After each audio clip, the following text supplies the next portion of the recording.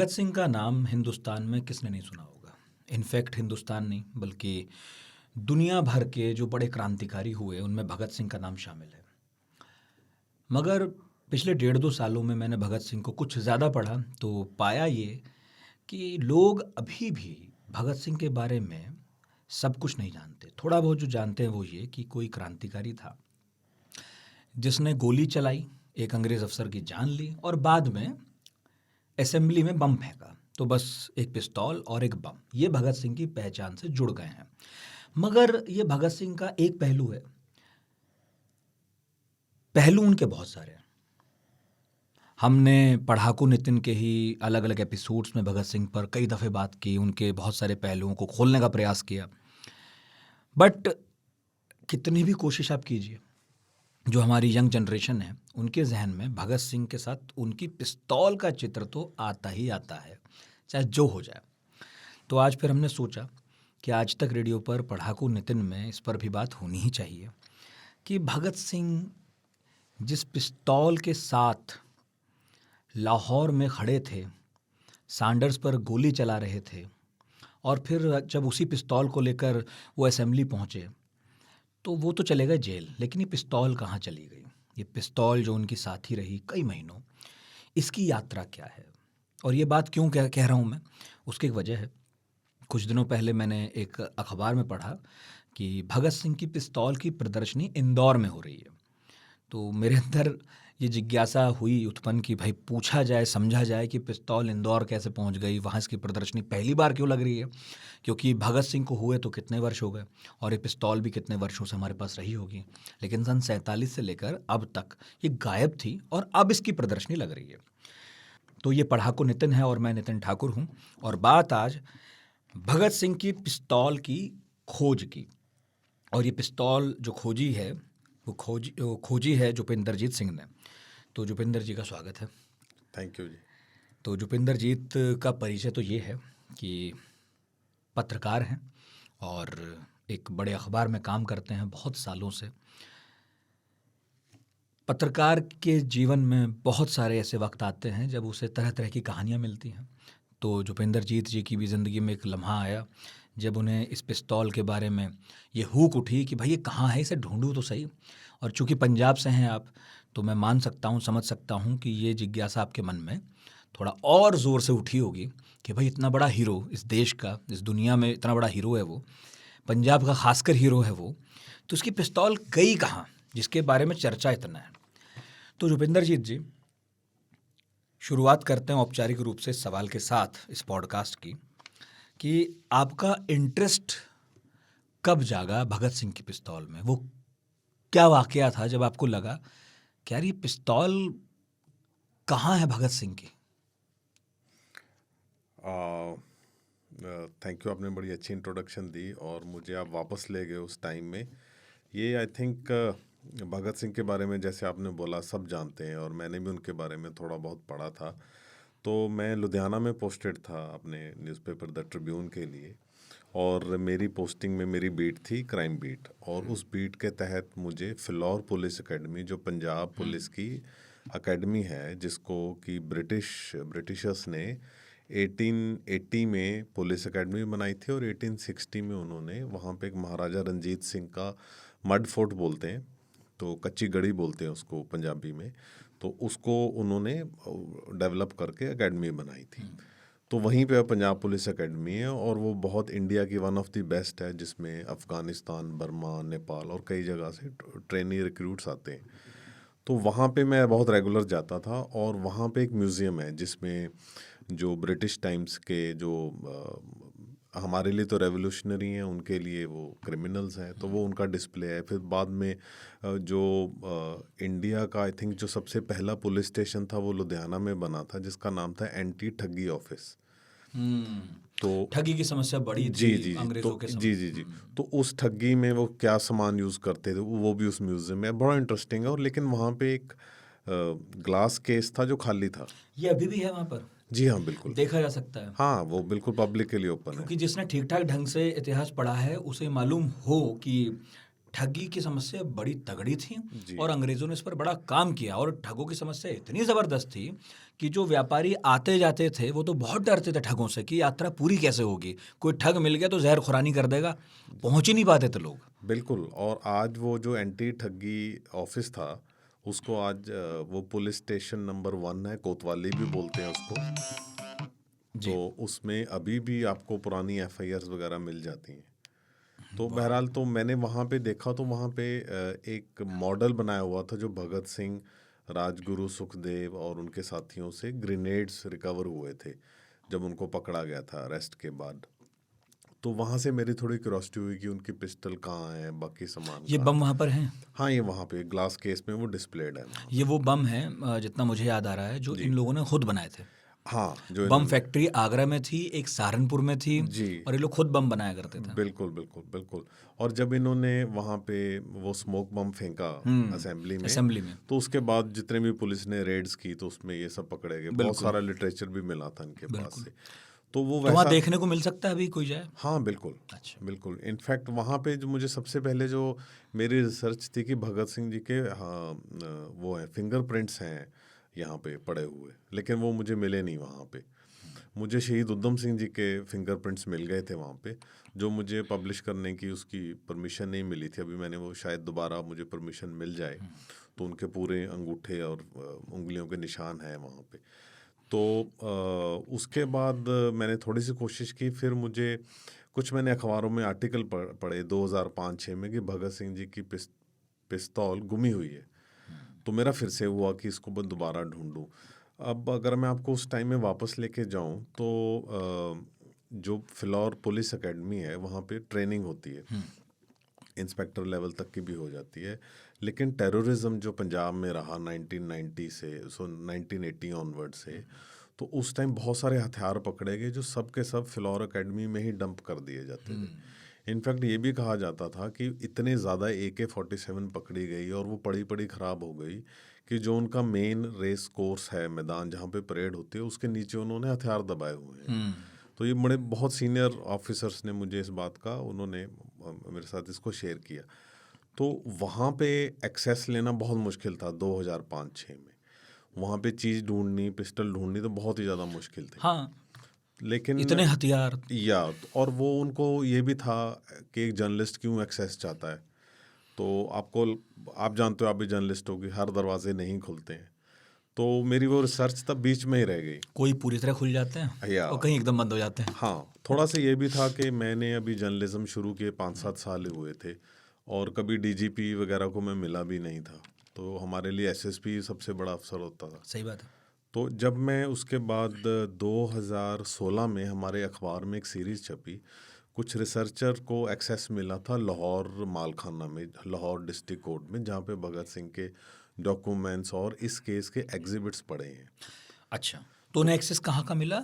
उनको मिला उस मालखाना लाहौर में? लाहौर में अच्छा। उनको करने का। आई थिंक वो रिसर्चर थे अपर्णा वैद्या। अच्छा, आपके अखबार में नहीं थी? नहीं अच्छा। नहीं, वो हरियाणा में अच्छा, इंडिपेंडेंट प्रोफेसर। रिसर्चर थी। हाँ, तो उनकी अच्छा। मैंने न्यूज़ पढ़ी कि अच्छा। वो वहाँ पे गए हैं और अच्छा। हमारे ही अखबार ने एक सीरीज़ कैरी की कि उनको वहाँ पे क्या कुछ मिला।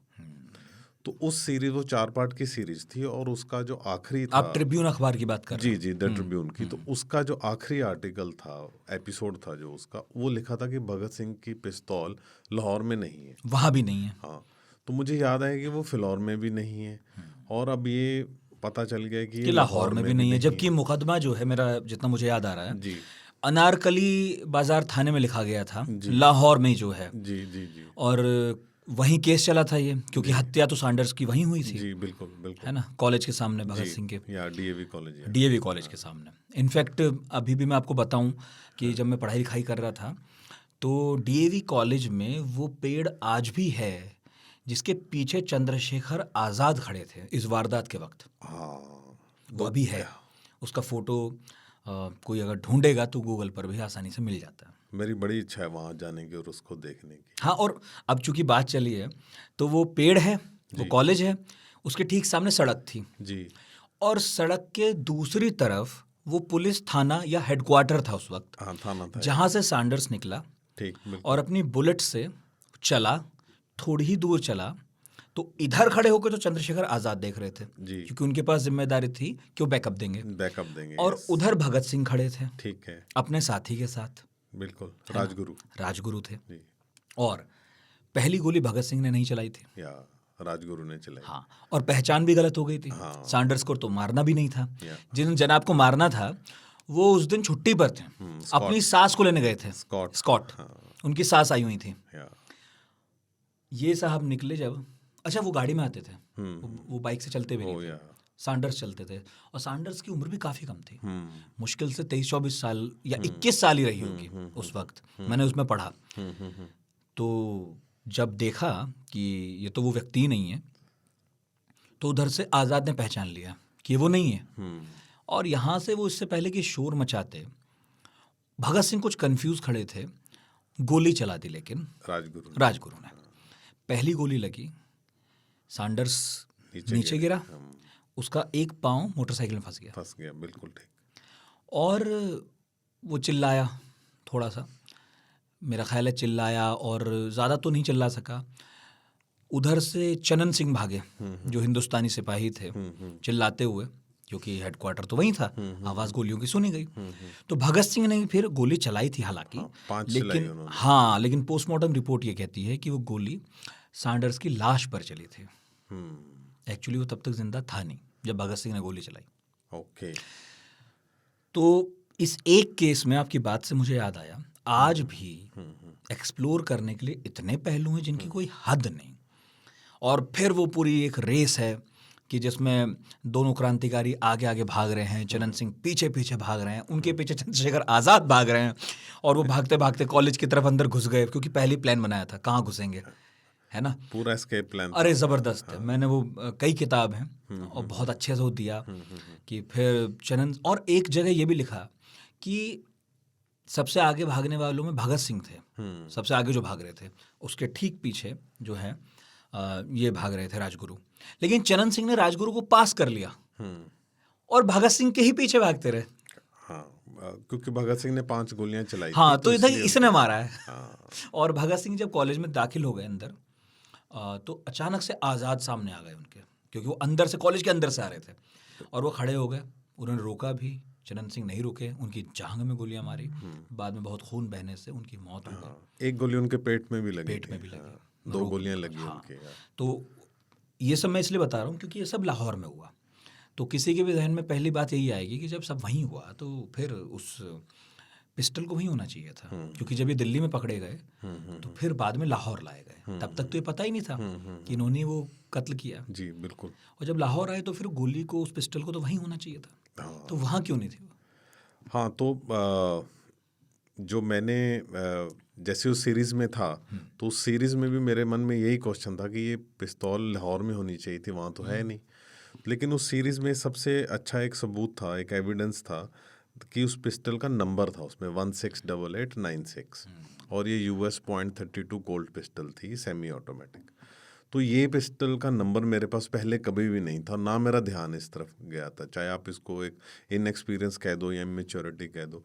तो ये बहुत बड़ी बात थी। और मेरा जितना भी क्राइम रिपोर्टिंग का एक्सपीरियंस है, और जो इंडियन गवर्नमेंट के साथ डील करते हैं, कि जितनी मर्जी करप्शन हो, लेकिन कहीं ना रजिस्टर में कहीं ना कहीं आपको एंट्री ज़रूर मिल जाएगी। तो सिर्फ इस उम्मीद से मैंने पहले RTI डाली मैंने कि मुझे इसका एक्सेस चाहिए। तो DGP थे सुरेश। किसका एक्सेस? मैं चाहता था कि रिकॉर्ड्स का? हाँ, पुलिस रिकॉर्ड्स का, कि आपकी जो कहाँ के? हाँ, ये सबसे बड़ा क्वेश्चन था कि कहाँ के मैं करूँ, कहाँ से शुरू करेंगे? हाँ, तो मैंने शुरू की, मैंने सोचा बिकॉज उस समय अमृतसर बड़ा डिस्ट्रिक्ट था, जलंधर भी डिस्ट्रिक्ट था, तो अमृतसर लेकिन रेवेन्यू डिस्ट्रिक्ट था कि वहाँ का करूँ, लाहौर में तो हमें एक्सेस है नहीं। तो मैंने सिर्फ फिलौर की एक्सेस की डिमांड की कि मैं वहाँ की लाइब्रेरी, जो उनकी रिकॉर्ड रूम है, मुझे उसका एक्सेस चाहिए। तो जब मेरी एप्लीकेशन गई तो ऑफ कोर्स वो बिल्कुल ऊपरले लेवल तक गई, तो DGP सुरेश अरोड़ा है, और मैंने उनको पर्सनल रिक्वेस्ट भी की थी बिकॉज मैं हेडक्वार्टर में पुलिस को रिपोर्ट कर रहा था, तो उनसे मिलते रहते थे हम, और मुझे लगा कि वो थोड़े वेल मीनिंग है और थोड़े रिसर्च ओरिएंटेड ऑफिसर है। तो उन्होंने मुझे बोला कि ये समस्या आपकी RTI से हल नहीं होगी, मैं आपको परमिशन देता हूँ, आप वहाँ जाओ फिलौर अकेडमी में, और आप वहाँ जाओ और आप कर लो। आरटीआई से नहीं होगा बिकॉज ये बहुत कॉम्प्लिकेटेड पर मसले आप में होगा। ढूंढते कैसे? हाँ, पिस्तौल का कोई नाम तो था नहीं।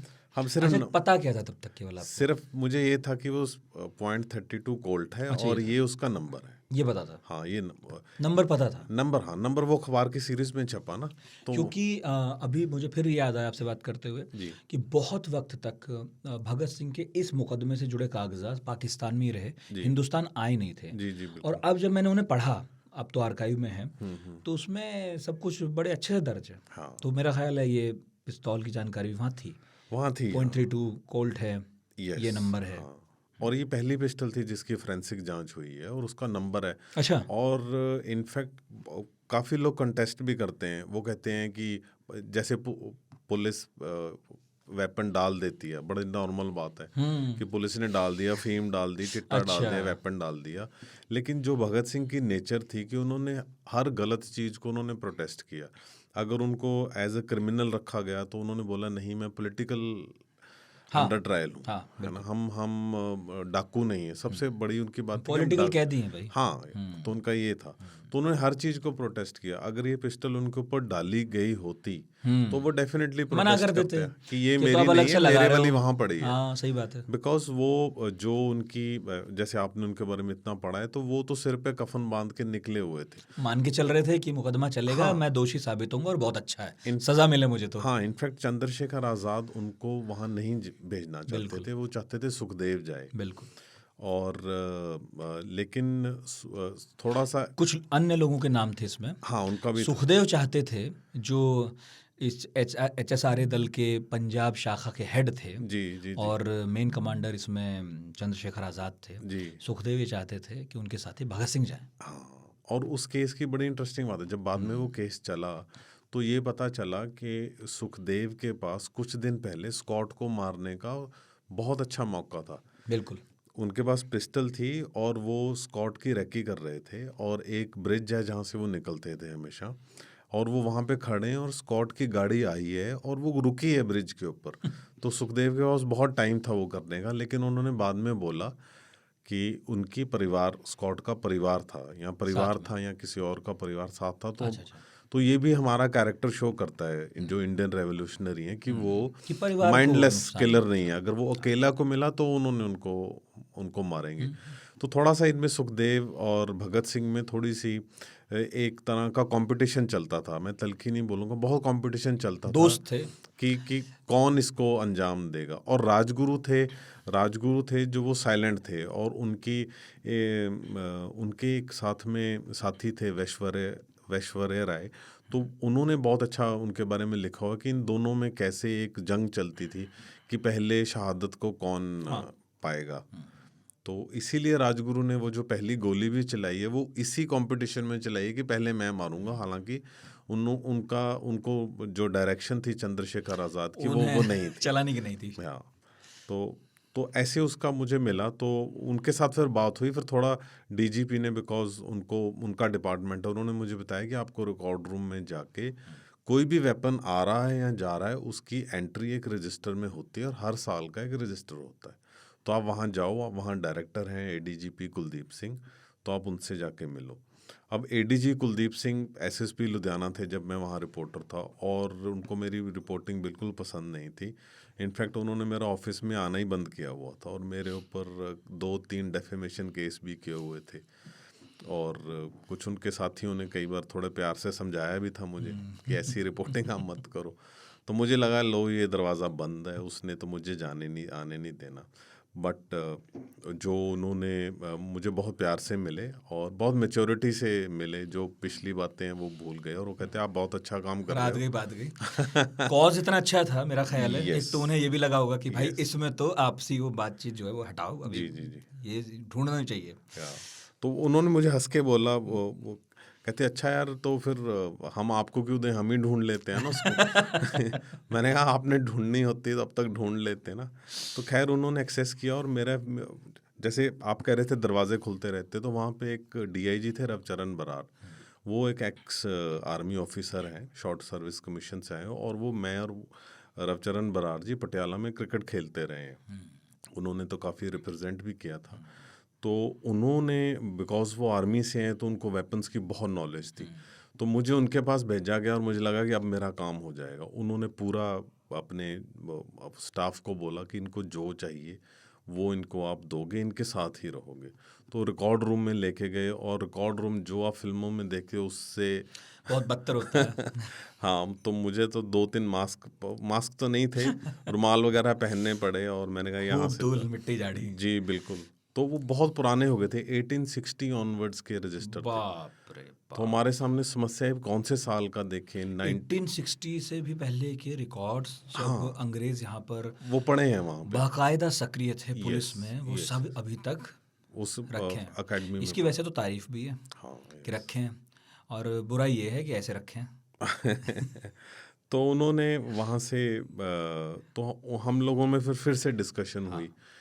उस दिन तो मेरी सिर्फ इतना ही तक है, और मुझे वापस आना पड़ा चंडीगढ़, और फिर मुझे बोला कि आप 3-4 दिन में दोबारा आओ।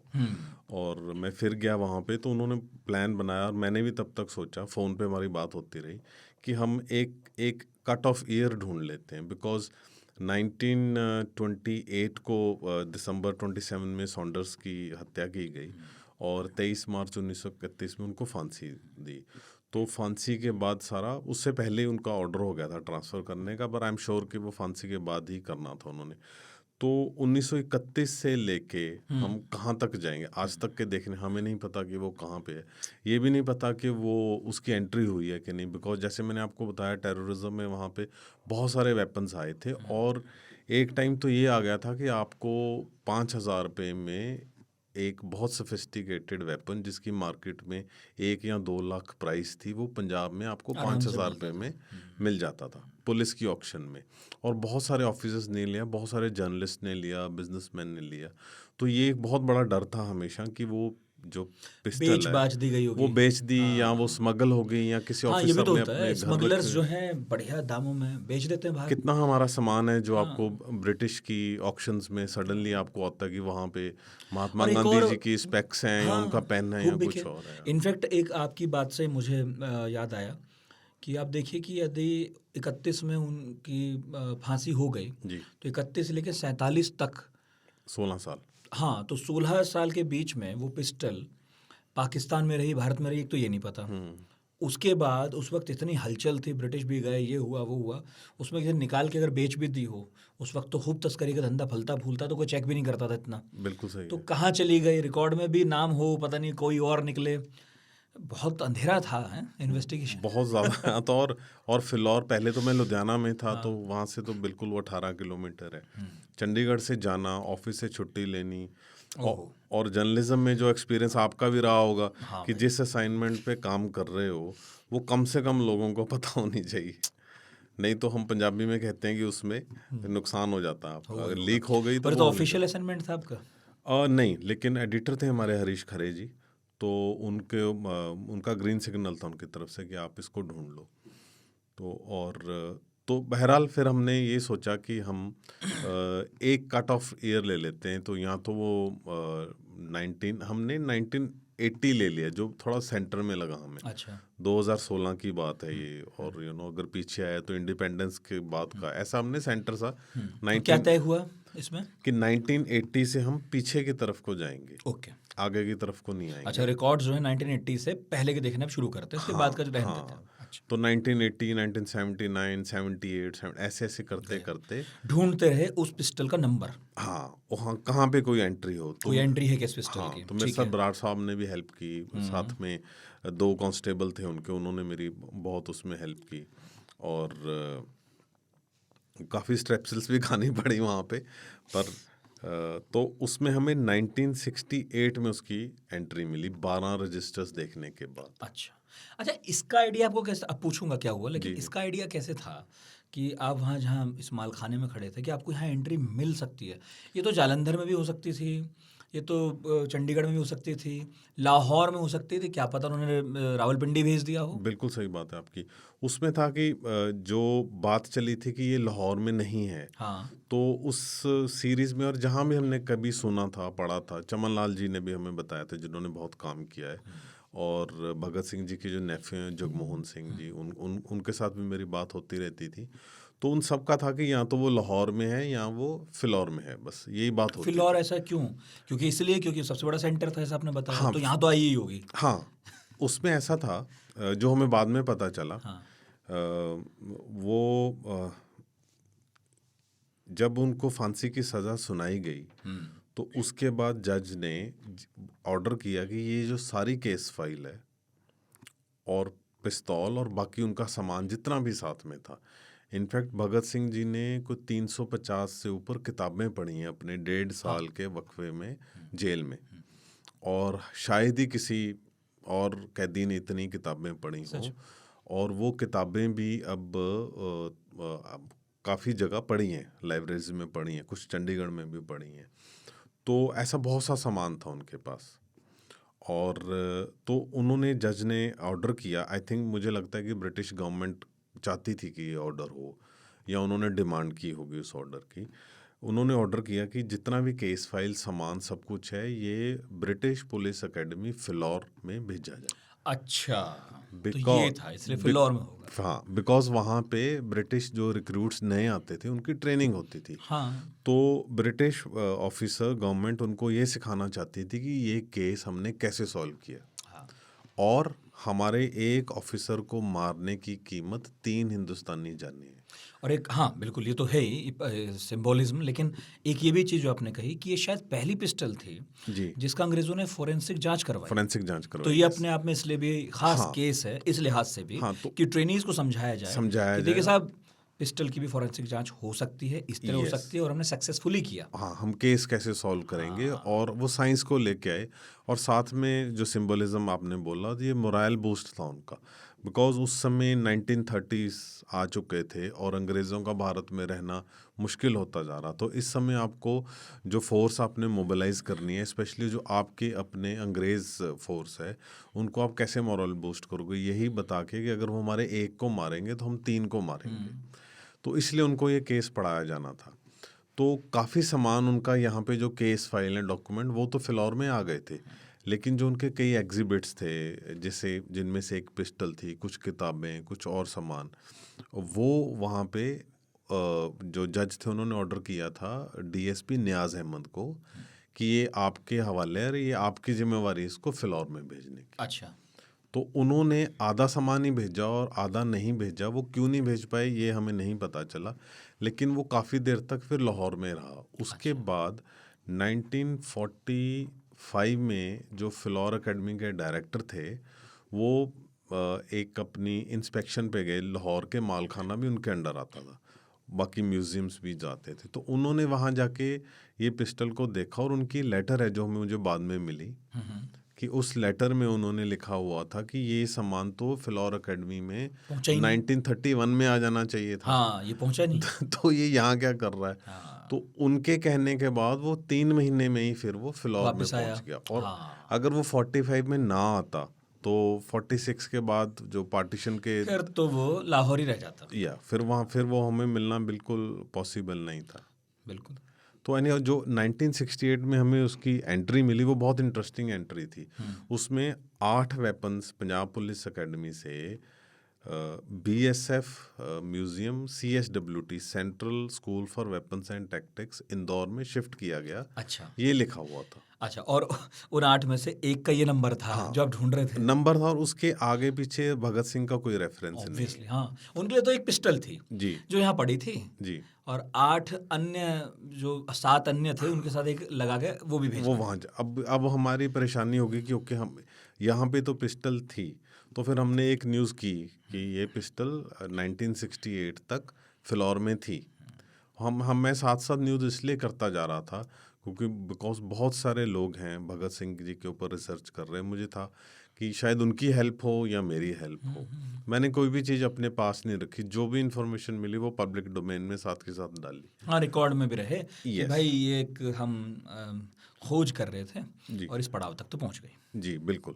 तो वहाँ पे फिर से अब डिस्कशन है, अभी अब क्या करें। तो रवचरण बराड़ जी, डीजीपी साहब, उन्होंने तो फिर से हुआ कि यार ये अब अगर इसकी एंट्री है तो 2 पहलू हैं। एक तो ये बिल्कुल जायज़ एंट्री है और हमें इंदौर से पता करना चाहिए कि ये वहाँ क्यों गई, और बिकॉज ये सारी जो सरकारी मेरे साथ ऑफिशियल्स थे वो बिल्कुल अनऑफिशियली साथ थे, तो वो उन्होंने तो करना नहीं था। हाँ, तो उन्होंने करना होता तो इतने सालों से करते। तो वो भी जिम्मेवारी मेरी थी और मैंने ही करना था इंदौर में। सेकंड था कि ये एंट्री ऐसे ही कर दी गई है और ये पिस्टल या तो स्मगल हो गई या किसी ऑफिसर के पास पड़ी है। वो जो हमारा शक था वो तब तक रहा जब तक मिल नहीं गई। जब तक वो मिल नहीं गई। तो फिर मैंने अच्छा, मतलब भरोसा भी नहीं हो रहा होगा कि मिल ही जाएगी। हाँ, बिल्कुल बिल्कुल कोई भरोसा नहीं था। मतलब ऐसा आप भी जानते हो कि आप जो हमारी पुलिस का वर्किंग है। तो फिर मैंने इंदौर में, अब इंदौर में आप कैसे ढूंढो, तो मैंने बीएसएफ को कवर किया था। जम्मू कश्मीर में मैं पोस्टेड रहा हूँ 3 साल।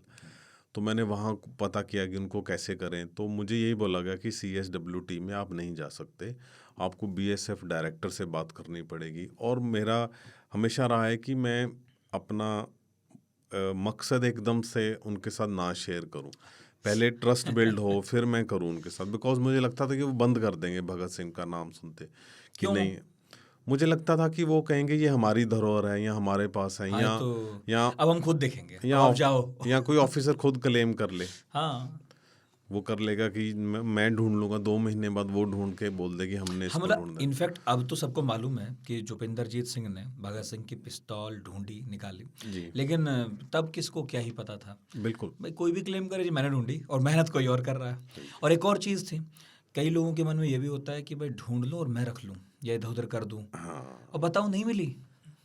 हाँ, कुछ भी हो सकता था क्योंकि इसकी। तब आप तक तो पता भी नहीं था पिस्टल इसकी भगत सिंह की है। हाँ, इंटरनेशनल मार्केट में बहुत इसकी बड़ी बहुत कीमत है। बहुत प्राइस होगी इसकी। हाँ। एनी हाउ, तो मैंने फिर इंदौर का उनका PBX का रिसेप्शन का नंबर ढूंढा। उनको फ़ोन करता था तो उनको मेरी बात शायद उनको मेरी पंजाबी एक्सेंट वाली हिंदी नहीं समझ आती थी। अच्छा। मुझे उनकी बहुत ठेठ हिंदी बोलते थे वो, सेंट्रल इंडिया में। हाँ, मध्य प्रदेश। और थोड़ा उनका बोलने का ढंग मुझे लगा जैसे वो बहुत गुस्से में बोल रहे हैं। तो मैं काफ़ी दिन ट्राई करता रहा पर मेरी उन्होंने किसी ऑफिसर से बात नहीं करवाई। 3-4 बार उन्होंने ट्रांसफ़र किया तो वहाँ से किसी ने फ़ोन नहीं उठाया। तो मुझे बहुत निराशा रही। वो ऑलमोस्ट 1 हफ्ता 10 दिन में बहुत अपसेट रहा इसमें। फिर मैंने फिर से एक अपने ऑफिसर थे, मिस्टर ओबराय थे, वो जम्मू के इंचार्ज थे BSF के। और मैंने उनको बोला कि आप मुझे किसी ऑफिसर का मोबाइल नंबर दे दो। तो वो कह रहे यार कि हम ऐसे मोबाइल नंबर बहुत कम शेयर करते हैं। बट इवेंचुअली कहीं से मुझे उनका मोबाइल नंबर मिल गया। तो वो थे IG पंकज। और IG पंकज को मैंने फ़ोन किया तो उन्होंने नहीं उठाया। फिर मैंने मैसेज छोड़ा तो फिर उनका मुझे शाम को फ़ोन आया कि और उन्होंने मेरे साथ पंजाबी में बात की। तो मैंने लिखा था मैं ऐसे ऐसे हूँ यहाँ। ये कहाँ थे? वो थे इंदौर में। वो इंदौर में। डायरेक्टर थे central school for weapon and tactics अच्छा। BSF के। अच्छा, तो सही आदमी का नंबर तो आपको मिल गया। हाँ, वो मुझे मिल गया। तो उन्होंने बोले दसो भरा जी, उन्होंने बड़ी पंजाबी उसमें मेरे से बात की। तो मैंने बोला शुक्र है जी आपका फ़ोन आया, ऐसे ऐसे बात है, आप भगत सिंह को तो जानते ही होगे। तो वो नाराज़ हो गए कि भगत सिंह को कौन नहीं जानता, तुम पंजाबी सोचते हो कि सिर्फ तुम ही जानते हो, वो पूरे इंडिया का है। और मुझे अच्छी डांट लगाई उन्होंने। मैंने कहा मैं सर मेरा ये मतलब नहीं था, बट अच्छा लगा मुझे। तो उन्होंने बताया कि मैं उनके घर गया हुआ हूँ जो उनका नवा शहर पटियाला में है। मैं जलंधर में BSF का हेड रहा हूँ। अच्छा, मैं पूरा उन्होंने बताया। मतलब मैंने उनको एक मेरी पर्सनल है भगत सिंह जी के वाह साथ। वाह तो वाह। तुम मुझे इनफैक्ट जिन्हें नहीं पता उनके लिए मैं यहाँ थोड़ी क्लैरिटी दे दूँ जी कि भगत सिंह का जो असली घर है, अब तो वो नवा शहर कहलाया जाता है। खटकर कला। बिल्कुल। ज़िला जालंधर रहा एक समय और खटकर कला में था, और गांव का नाम भी बंगा ही था। बंगा अब वो नवा शहर जिले में। हाँ, अब नवा शहर में है। तो घर तो उनका वहाँ था, और बहुत ज़बरदस्त विरासत है। आप ये देखिए कि जो रणजीत सिंह हुए, जी उनके दौर में भगत सिंह के जो परिवार के मुखिया थे वो आसपास के गांव के मुखिया थे। इनफैक्ट उनका इतना प्रभाव था कि जो मसले होते थे उनके यहाँ हल होते थे। उनके यहाँ आज भी वो कुआं वहाँ पर है, वहाँ पास में बैठकर वो पंचायत करते थे, और अच्छा बढ़िया घर था उनका।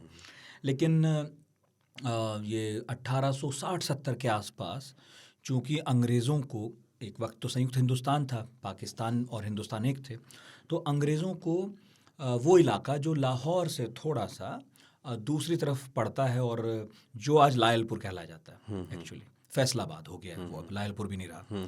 तो उन्हें वो ज़मीन को हरा भरा करना था, तो उन्होंने वहाँ पर कुछ नहरें पहुँचाई और कैनाल कॉलोनियाँ बनाई, और वो चाहते थे कि यहाँ पर कुछ किसान आए, यहाँ पर बस जाएं और फिर वो यहीं पर खेती करें, क्योंकि अब तो हम इस ज़मीन को और हरा भरा करेंगे, यहाँ नहरें आएंगी। तो वो चाहते थे कि कृषि भूमि और बढ़े पंजाब में। तो बहुत सारे लोगों को उस वक्त ये ऑफ़र दिया गया, उनमें कुछ फॉर्मर फौजी भी थे अंग्रेज़ों के, कि भाई आप अब रिटायर हो गए, अब उधर घर बनाइए अपना, और आपको हम ज़मीन भी देंगे, वहाँ पर खेती कीजिए। और भगत सिंह के परिवार के पास भी ऑफ़र था। इनफैक्ट जालंधर और कुछ एक और ज़िले हैं मुझे याद है, उन सब किसानों को कहा था अंग्रेज़ों ने कि उधर फ्री ज़मीन मिलेगी आपको, आप रहना शुरू करो। तो वहाँ तो जैसे नोएडा या चंडीगढ़ प्लैंड हैं, ऐसे ही उन्होंने प्लैंड बनाया था सब कुछ। तो जी। कुछ नाम रखा था जो आज गांव भगत सिंह का कहला जाता है पंजाब में, लायलपुर में। वो उनका मूल गांव नहीं था, बल्कि उनका परिवार फिर वहाँ गया। ये ज़मीन भी रही, ये घर भी रहा, यहाँ वाला भी, नवा शहर वाला भी, और वहाँ जाकर उन्होंने रहना शुरू किया। चक नंबर 105 में उनको ज़मीन मिली थी, वो घर मिला था। ठीक है। लेकिन जो बंगे गांव के लोग थे, उन्होंने उसे बंगाई कहना शुरू कर दिया था। तो आज भी वहाँ बंगा गांव है। बिल्कुल सही है आपकी बात। यहाँ भी बंगा गांव है भगत सिंह का, वहाँ भी एक बंगा गांव है भगत सिंह का, क्योंकि उन्हें अपनी याद गांव की रहती होगी, तो उन्होंने चक नंबर 105, चक नंबर 103 कहने की बजाय बंगा गांव कहना शुरू किया। और वहाँ पर आज भी भगत सिंह का घर है, और उससे जुड़ा एक खेत भी है जहाँ भगत सिंह के हाथों से लगाया गया एक बड़ा आम का पेड़ है, अगर मुझे सही याद है। और उस गांव के जो मुखिया हैं अब वो उनके पास है, क्योंकि 1947 में जब भगत सिंह का परिवार फिर इधर ही आ गया था, अपने मूल गांव वापस आ गया था। और अच्छी ही बात है, क्योंकि फिर इस घर का संरक्षण थोड़ा ठीक ठाक हुआ, जो आज नवा शहर वाला है। बट उसे छोड़ दिया और वहाँ पर भारत से गया हुआ एक परिवार बसा, जो बाद में वहाँ मुखिया रहे। आज भी उन्होंने उसे बड़ा अच्छा संरक्षित किया हुआ है। कोई भारत से वहाँ जाता है तो उस घर को देखने जाता है। यूट्यूब पर बहुत अवेलेबल है, खूब लोग देखते हैं। तो मैं बड़ा भावुक होता हूँ उसे देख के। तो अच्छा है कि एक घर यहाँ भी है, भगत सिंह का मूल गांव यहाँ है, तो वहाँ भी जाके लोग देख सकते हैं। एक और अच्छी बात है जुपेंद्र जी, कि जो बुरी भी थी कि जब फांसी हुई भगत सिंह की, शाम को दी गई, नियमों के खिलाफ, छिपते सूरज पर नहीं दी जाती, बिल्कुल नहीं दी जाती है। तो जेल तोड़कर पीछे का दरवाज़ा, और जेल लाहौर वाली, और आज वहाँ पर जो है बढ़िया कॉलोनी बनी हुई है, शादमान कॉलोनी है, शादमान चौक है आज वहाँ पर। जैसे बीच में भगत सिंह चौक का नाम दिया गया था, लेकिन जमात-उद-दावा को प्रॉब्लम थी कि काफिर के नाम पर आप चौक का नाम रख रहे हैं, क्योंकि उनका लेना देना सिवाय इसके और किसी चीज़ से नहीं है। जी बिल्कुल। तो फिर उसका नाम फिर शादमान ही किया गया। लेकिन आज भी भगत सिंह के जन्मदिन पर भी और उनकी पुण्यतिथि पर भी वहाँ लोग जुटते हैं, उन्हें भगत सिंह याद है, तो शादमान चौक। तो बस मैं ये कह रहा था कि जो उनका अंतिम संस्कार हुआ वो जहाँ हुआ, वो भी आपके हमारे सौभाग्य से हिंदुस्तान की सीमा में ही है, जो आपने अपनी किताब में भी जिक्र किया है। बिल्कुल। और वहीं पे पिस्तौल का सफ़र भी उससे मिला हुआ है। अच्छा जी। और मैं आपको जो टोक दिया बीच में, इसके लिए माफ़ी। अब आप फिर शुरू करें। नहीं, इनफैक्ट आपकी बातें तो इनफैक्ट बहुत सारी बातें जिनकी जानकारी बहुत सारे लोगों को नहीं है, और मुझे भी उसके काफ़ी एस्पेक्ट्स नहीं पता है। इतने एस्पेक्ट्स हैं कि कुछ मुझे नहीं पता, कुछ आपको नहीं पता। तो उसके बाद हाँ जी, तो आईजी पंकज ने बोला कि मैं इसको ढूंढूंगा, पर आप अथॉरिटी क्या है? तो मैंने कहा जी अथॉरिटी आप हो और इस सर्व अथॉरिटी मैं हूँ। तो वो कहते चलो देखते हैं कैसे करें। तो उन्होंने बोला कि ये आसान काम नहीं है, बिकॉज हमें पहले एंट्रीज चेक करनी पड़ेंगी, अगर हमारे रिकॉर्ड में हो फिर आगे बात होगी। तो वो एंट्री आई थिंक उस दिन फ्राइडे था शायद, तो अगले दिन मंडे, ट्यूसडे या वेंसडे उन्होंने मुझे बोला कि हमारे पास एंट्री है।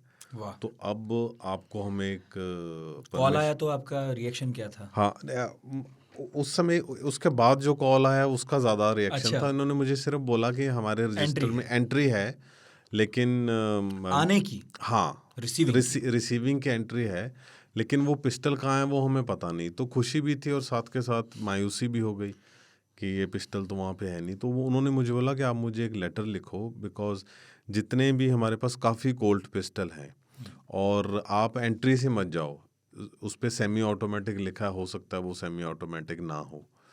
तो आप जितने भी कोल्ट पिस्टल हैं, इनफैक्ट जितने भी 32 बोर के पिस्टल हैं, मैं सब पिस्टलों को निकलवाऊंगा। और जितने हमारे म्यूज़ियम में अगर आपने किसी भी वेपन को रखना है तो आप उसको ब्लैक पेंट करते हो, ताकि उसको जंग ना लग जाए। अदरवाइज इतना पुराना वेपन तो जंग लग जाएगा। और उनके पास तो 500 550 साल पुराने वेपन्स भी पड़े थे, जो मैंने बाद में वहाँ पे म्यूजियम में देखे। जो 500 साल जो पुराने। चाइना में पहली गन बनाई गई, वो उसकी भी एक कॉपी उनके पास पड़ी हुई थी वहाँ पे। तो उन्होंने बोला कि अब अगर उसको पेंट उतारना है तो इसका मतलब है पिस्तौल के साथ छेड़छाड़ करनी, वेपन्स के साथ, तो आप मुझे एक फॉर्मल लेटर दो और ये फिर मेरे मिनिस्ट्री ऑफ होम अफेयर्स वगैरह से होगी परमिशन। तो फिर मैं डर गया, मैंने कहा ये तो फिर लंबी हो गई अब बात। तो ये नहीं होगी।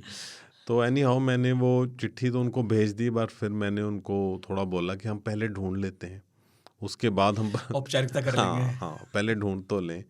तो मुझे याद है कि उनका अगली रात मुझे रात को 10 साढ़े 10 बजे फ़ोन आया, और मुझे बिल्कुल याद है कि जब मोबाइल पे उनका नंबर फ्लैश हुआ होगा तो ये लगता होगा हाँ यार। मतलब तो तुम अच्छा, तो मैंने उनका देखा नंबर, और मैं अभी घर ही आया था ऑफिस से, और उनका सीधा था, वो जुपी बोलते थे मुझे, तो जेपी से जुपी उन्होंने अपने आप ही बना लिया था। तो कहते जुपी तेरी पिस्तौल मिल गई है। और मैं इतना उनकी उनकी आवाज़ में इतना एंथुजियाज़म था, और मुझे मेरा बहुत मन भर आया वहाँ पे कि जैसे उन्होंने बोला कि तेरी पिस्तौल मिल गई है, और ये पिस्तौल भगत सिंह की, और उसको बोला जाए कि ये मेरी पिस्तौल है, तो मैं बहुत उस समय बहुत रोमांचित भी हुआ और पर इसके भावुक भी। कोलंबस तो आप ही थे। या तो फिर मैंने उन्हें बोला कि मैं तो आ रहा हूँ जी, उसको मैं अब तो मैं कल इसकी न्यूज़ करूँगा, और ऐसा मैंने उनको ऐसे ही बोलना शुरू कर दिया अपनी एक्साइटमेंट में। तो वो कहते हाँ आओगे तो फिर परमिशन लेनी फिर पड़ेगी। अब तो ये तो आपसदारी में ढूंढ ली। जी जी जी बिल्कुल। तो फिर मैंने उनको परमिशन के लिए ईमेल की कि मैं वहाँ विज़िट करूँ, और मैंने अपने एडिटर साहब को रात को ही बता दिया। तो उन्होंने बोला कि कल आप इसकी अच्छी सी न्यूज़ बनाओ, सारी बनाओ। तो फिर वो अगले दिन हुआ कि वो पिस्तौल मिल गई है, और फिर हमारे सामने ये क्वेश्चन भी था कि इस न्यूज़ को अभी रिलीज़ करें या इंदौर उसकी फ़ोटो लेके, बिकॉज पिस्टल की फ़ोटो कभी नहीं छपी, ट्रायल के दौरान भी नहीं छपी, कभी भी नहीं छपी उसकी। तो ये पहली बार होता कि कोई न्यूज़पेपर भगत सिंह की पिस्टल को दुनिया के सामने पेश करता। तो मैंने परमिशन ली, और मैंने 2 दिन बाद ही इंदौर जाने का प्लान बनाया, और तब तक आईजी साहब का भी मुझे फ़ोन आ गया था। तो ऐसे उसका हुआ, और जो इंदौर में जाके मुझे इनफैक्ट पहले से ये हो गया था कि भगत सिंह का कितना नाम है, लेकिन ये थे जो आईजी लेवल के ऑफिसर थे, जो डायरेक्टर थे, और जिन्होंने पंजाब में काम किया हुआ था। जब मैं इंदौर गया तो पहले तो उन्होंने मुझे बोला कि आप आ गए हो, आप बधाई हो, मिल गई पिस्टल, आपको दिखाएंगे, लेकिन आप हमें प्रूव कीजिए कि ये वही पिस्टल है जो आप ढूंढ रहे हो। हाँ। तो फिर मैंने अपनी वाइफ को बोला कि जितने मेरे लैपटॉप में डॉक्यूमेंट्स मैंने सब स्कैन करके रख लिए थे, क्यों आप सब फिलौर के मालखाने का हाँ भी वो जो वहाँ पर एंट्री थी। हाँ वो सारा। और मीनवाइल हमें एक चिट्ठी मिल गई थी जो कि प्रेसिडेंट ऑफ इंडिया ने फिलौर के डायरेक्टर को लिखी थी कि ये जो 8 वेपन्स हैं इस मेक के वो बीएसएफ म्यूज़ियम में इंदौर भेजे जाएं। लेकिन क्यों भेजे जाएं ये मुझे आईजी पंकज ने बताया। ये किसकी चिट्ठी थी? ये प्रेसिडेंट ऑफ इंडिया की चिट्ठी थी। अच्छा। 1968 की। अच्छा। तो ये जो पिस्टल है इसकी ट्रांसफ़र किसी एक छोटे मोटे, मतलब प्रेसिडेंट के सामने तो सीएम भी छोटे मोटे ही है ना, उनके लेवल पे भी नहीं हुई, एसएसपी डीसी की बात प्रेसिडेंट नहीं ने थी। कहा, ये तो अजीब बात है सुनने में। तो ये भी मुझे बहुत क्यूरियोसिटी हुई कि ऐसा क्यों हुआ। 8 पिस्तौल के लिए प्रेसिडेंट ने चिट्ठी लिखी। या तो उसके लिए फिर आईजी पंकज ने बताया मुझे, जो कि मैंने बाद में काफ़ी क्रॉस चेक भी किया, कि जो 62 की वॉर हुई हमारी चाइना के साथ, उसके बाद से देश में प्लानिंग शुरू हुई कि हमें एक बॉर्डर फोर्स चाहिए। पहले सिर्फ पुलिस ही बॉर्डर को कंट्रोल करती थी, और जो हमने कुछ फोर्स बनाई थी वो 65 की वॉर में हमें पूरा एहसास हो गया कि हमें एक बॉर्डर सिक्योरिटी फोर्स चाहिए। तो जब वो बनाने का फैसला किया गया तो उसकी ट्रेनिंग होगी। ट्रेनिंग में आपको उनको वेपन्स देने हैं। अगर आप किसी भी रिक्रूट को आज का वेपन दे देते हो तो उसकी ट्रेनिंग पूरी नहीं होती, उसको वेपन्स की हिस्ट्री देनी पड़ती है। अच्छा। वेपन कैसे बने, कहाँ से आए, कैसे, एक थ्योरी भी है उसकी। हाँ, थ्योरी भी पढ़नी होती है। हाँ, क्योंकि उसको वो ऐसे हालात में हो सकता है जहाँ पे उसको अपने आप ही ये कॉन्ट्रैप्शन बनानी पड़े, तो वो कैसे बनाएगा। अच्छा। तो ये सिर्फ फिल्मों में नहीं होता कि जेम्स बॉन्ड सडनली डिटोल साबुन से वो एक ब्लास्ट कर देता है, तो वो असल लाइफ में भी ये ज़रूरी होता है, ये सारी पता होना चाहिए। यस। तो इसलिए आप देखोगे भी हर पुलिस एकेडमी में पुराने वेपन्स होते हैं, तो इसलिए प्रेसिडेंट ऑफ इंडिया ने ऑल ओवर कंट्री से वेपन्स मंगवाए थे पुराने, बिकॉज वो बीएसएफ को वहाँ से ट्रेनिंग देना वो चाहते ट्रेनिंग देना चाहते थे। जी। और चूंकि जैसा आपने कहा कि पुराने वेपन्स इसमें बहुत ज़रूरी हैं, तो ये 8 भी उसका हिस्सा थे कि ये पुराने हैं भाई, इसे ज़रा भिजवा दो आप इंदौर। और उनमें एक ये भी जारी थी जी, जो भगत सिंह की पिस्टल थी, पिस्टल थी। और ना राष्ट्रपति को पता था, ना फिल्लौर वालों को जो भेज रहे थे, ना इंदौर वालों को जो रिसीव कर रहे थे, कि ये इन 8 में एक वो पिस्टल है, बहुत बड़ी विरासत है। और ये ऐसे ही चली जानी थी। पता नहीं कितनों ने उस पर हाथ साफ भी किया होगा भाई, चलाई थी, चलने की स्थिति में थी। हाँ, वो भी वर्किंग कंडीशन में। इनफैक्ट वो आप उसकी आप जो इसमें फोटो है वही मैं देख तो रहा बिल्कुल मॉडर्न लगती है। मैं उस पे आ रहा हूँ तो जैसे मैंने तो अपने हाथों में पकड़ी है वो पिस्टल, और उसका मेटल, हाँ ये वो है, ये पिस्टल है, यस, है ना? यस। ये बढ़िया पिस्टल है, और पकड़ने का मन तो मेरा भी हो रहा है साथ में। तो जो नीचे आप ग्लास केस देख रहे हो, जी जी जी, ये वहाँ पे डिस्प्ले हुई थी। अच्छा, इस तरह 13 वेपन्स थे, 13 पिस्टल के साथ थी ये। कोल्ट साफ साफ लिखा है। जी जी जी, और थोड़ी सी क्षतिग्रस्त भी हो गई है हत्थे की तरफ से, हो गई है वहाँ से। लेकिन बहुत छोटी है। हाँ, ठीक ठाक छोटी है। इसमें 9 बुलेट्स आते हैं। 9? हाँ, भगत तो सिंह ने कितने चलाई थी? 6th बुलेट फंस गया था इसमें उस वक्त। हाँ, भगत सिंह ने 7 चला दी थी। 5 चला दिया। 5 करीब करीब पूरी खाली कर दी थी। जी। ठीक है। तो फिर ये, हाँ, तो उन्होंने मुझे वो बताया कि हम उसको जो म्यूज़ियम में वो मुझे लेके गए, और जब वो थोड़ा कन्विंस तो वो थे ही, बट उनको अपना कागजी paper work is important, right. तो फिर वहाँ पे गए और उन्होंने मुझे दिखाया, उन्होंने वो बाहर निकाल के रखी हुई थी, तो उसको देख के मैंने बोला कि क्या मैं इसे छू सकता हूँ, और उन्होंने बोला हाँ छू सकते हो। मैं तो कल से कहते कई बार इसको छू चुका हूँ और रो चुका हूँ। हाँ, तो जब इतना बड़ा अफसर जिन्होंने कितना उन्होंने खून और क्या कुछ देखा हुआ है ना, तो मैंने उसको पकड़ा तो बहुत ठंडी सी महसूस हुई, लेकिन उसने ऐसी गर्मी दी कि मैं वहाँ पे सच में बहुत रोया हूँ।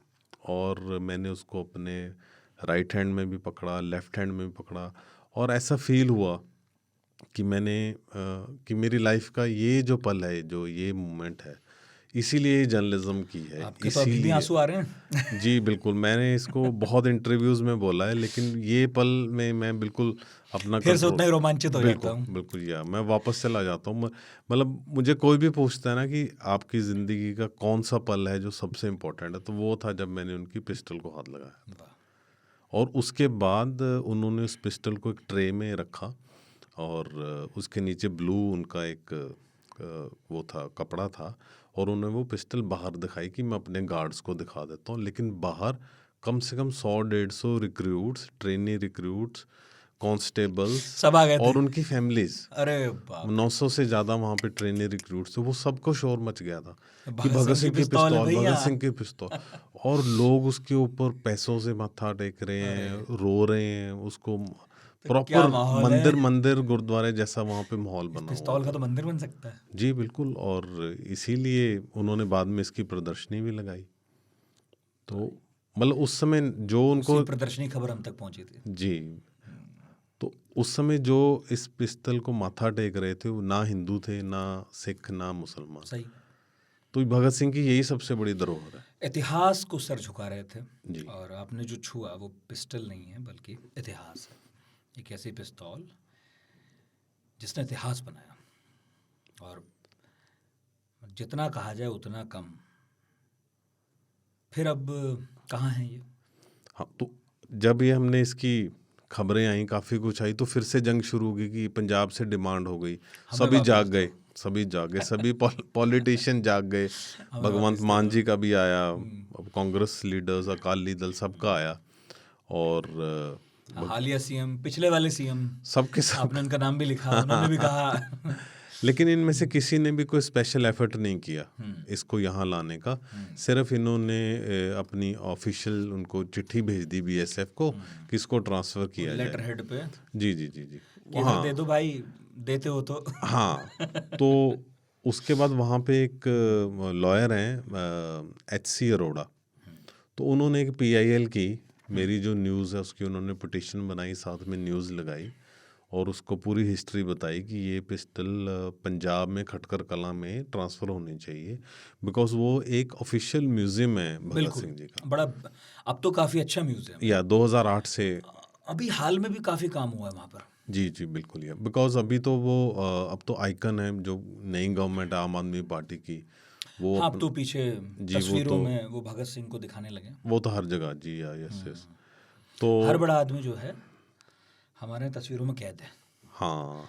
इससे ये तो पता चल रहा है कि नेता भगत सिंह को बड़ा मानने लगे हैं। लोग तो मानते ही थे, देश की जनता ने तो हमेशा माना, सरकारों ने थोड़ा कम माना। हाँ, शुरू देश की भी जनता ने जिन्होंने शुरू में कोई खास एफर्ट नहीं किया भगत सिंह के कागज़ या सामानों को ढूंढने का, और हाल फिलहाल की भी जिनके अभी भी कोई खास एफर्ट तो नहीं है, पर अब थोड़ी ठीक ठाक हो रही है स्थिति, सभी करने लगे हैं। कई बार लगता है कि जब जनता मानने लगे किसी को तो फिर सरकारें कब तक ना माने। उनको मानना पड़ेगा, पर वो मानती सिर्फ वोटों के लिए है ना। हाँ। उनको है कि भगत सिंह एक हीरो है। पंजाब में गैंगस्टरिज्म बहुत चल रहा है, तो बिल्कुल मुंबई अंडरवर्ल्ड जैसा गैंगस्टरिज्म है।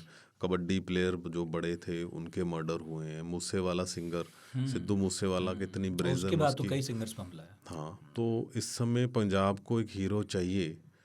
हमें कोई ऐसा हीरो नहीं चाहिए जो पंजाब को देश से अलग करे, हमें भगत सिंह जैसा चाहिए। आप देखो, जैसे आपने पहले बात की कि कितने फॉरेन के ऑथर्स ने उनके बारे में लिखा है। तो एक फ्रेंच राइटर हैं क्रिश्चियन जेफेलॉट, उन्होंने जो उनकी बुक है रेवोल्यूशनरी पैशंस, तो उन्होंने वर्ल्ड ओवर के रेवोल्यूशनरीज ऑफ 21st सेंचुरी वालों का जिक्र किया, और उन्होंने बोला है कि सारी दुनिया के 100 साल के रेवोल्यूशनरीज मिला के सबसे ऊपर भगत सिंह है। और वो इसलिए है कि वो अपने रिलीजन के लिए नहीं लड़े, वो देश के लिए लड़े इस टाइम पे जब भारत कई धर्मों में बंटा हुआ था। मुझे आपकी बात से फिर याद आ रहा है, आप कहेंगे कि पता नहीं मुझसे बात करने बुलाया गया, अपनी बात करेंगे। नहीं, मुझे आपकी बातें ज़्यादा अच्छी लग रही जब हैं। भी आप कुछ कहते मुझे याद आ जाता है जी कि जो नौजवान भारत सभा थी, जी उसके सबसे बड़े कामों में एक काम ये भी भगत सिंह ने रखा था कि सांप्रदायिक सौहार्द के काम करेंगे हम, क्योंकि ये ठीक वो वक्त था जब लाहौर में जो ऐसे पेशे थे जिन्हें बड़ा अच्छा माना जाता, अच्छा इन द सेंस कि चाहे वो सुनार का काम था, परचून का काम था, बड़े बिजनेस थे, सवर्ण हिंदू करते थे, और जो कसाई का काम था या फिर गाड़ियाँ ठीक करने का काम वो मुसलमान करते थे, और नौकरशाही में मुसलमानों को तवज्जो दी जाती थी। तो कुछ अंग्रेज़ों ने इस तरह से चीज़ें खुद भी बनाई, मजबूत की, कि वर्ग के तौर पर या धार्मिक वर्ग के तौर पर हम एक दूसरे से बहुत दूर दूर थे, जबकि एक ही शहर में रहते थे। तो भगत सिंह ने बड़ा कॉन्शियसली एफर्ट किया कि नौजवान भारत सभा कुछ ऐसे भोज भी कराएगी, दावत रखा करेगी, जिसमें हम एक ही जगह पर दोनों तरह का मांस सर्व करेंगे। मतलब खाना तो करेंगे हर तरह का, लेकिन उसमें 2 तरह का मांस, जिसमें वो हलाल और झटका वाला। और मतलब सोचिए क्या हिम्मत कहूँ, या 2 शब्द हैं, एक तो वो उस शब्द को, सही शब्द तो शायद इसका ही होगा कि दुस्साहस, कि वो झटका और हलाल एक ही देग में बनाया, और वहाँ सिख हो या हिंदू हो या मुसलमान सबको परोसा, सबको और सबने ये खाया। उस वक्त बड़ा मुश्किल था। ये तो दंगे ये करना होने कितना वाली मुश्किल बात काम है। है, और नौजवान भारत सभा करती थी इसलिए केवल ताकि वो ये बता सके कि साथ बैठकर खाया भी जा सकता है, और जिस खान पान के नाम पर अलग अलग बैठते हो कोएग्जिस्ट भी क्या। कोएग्जिस्ट किया सकता है, वो खाना भी और एक साथ बैठकर खाना भी। और चूंकि मैंने कहा कि कई पहलू हैं, ये पिस्टल भी एक पहलू है भगत सिंह का, लेकिन ये एक भी एक पहलू है जो आपने भी कहा कि पंजाब को एक ऐसा आइकन चाहिए, और वो भगत सिंह ही हो सकता है जो ये बताए कि सब एक हैं। और इससे एक और बात, गदर आंदोलन जिसमें पंजाबियों की बड़ी भूमिका थी, बहुत सेकुलर था। और बाद में जो HSRA बना, HRA था पहले, हिंदुस्तान रिपब्लिकन आर्मी, जिसमें सोशलिस्ट शब्द जो सुखदेव का भी बड़ा मन था इसे जोड़ा जाए और भगत का भी, उसमें इन लोगों ने ये आग्रह किया कि ये इस तरह का एक संगठन हो जिसमें धर्म का आग्रह बिल्कुल ना हो, एकदम सेकुलर रखेंगे। और चंद्रशेखर आज़ाद उसके सुप्रीम कमांडर थे और वो जबकि जनेऊधारी थे। हाँ, पंडित लेकिन जी देखिए अशफाक उल्ला खान भी उस HRA के ही मेंबर थे। मतलब जो ये घटना हुई काकोरी वाली, जिसमें सब लोग रोशन सिंह और ये सब पकड़े गए, उसमें बस एक चंद्रशेखर आज़ाद थे जो बचे थे। वो जूनियर मेंबर थे उस टाइम HRA के।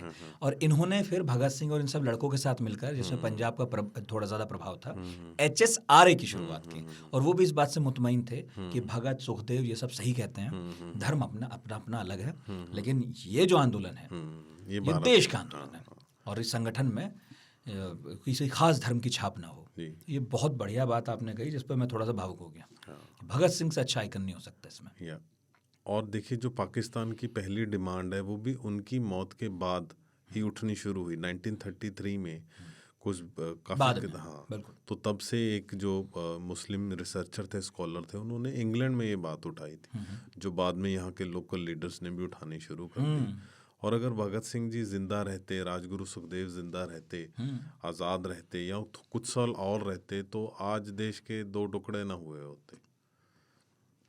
मुझे लगता है कि उनका जो इन्फ्लुएंस था, अगर नौजवान भारत सभा का, जिस आइडियोलॉजी के साथ वो चले थे, एक वॉइस होती जो इस वॉइस को बंद कमज़ोर कर देती। जैसे पंजाब में खालिस्तान समस्या मूवमेंट थी, वो क्यों फेल हुई है, वो मूवमेंट क्यों दब गई?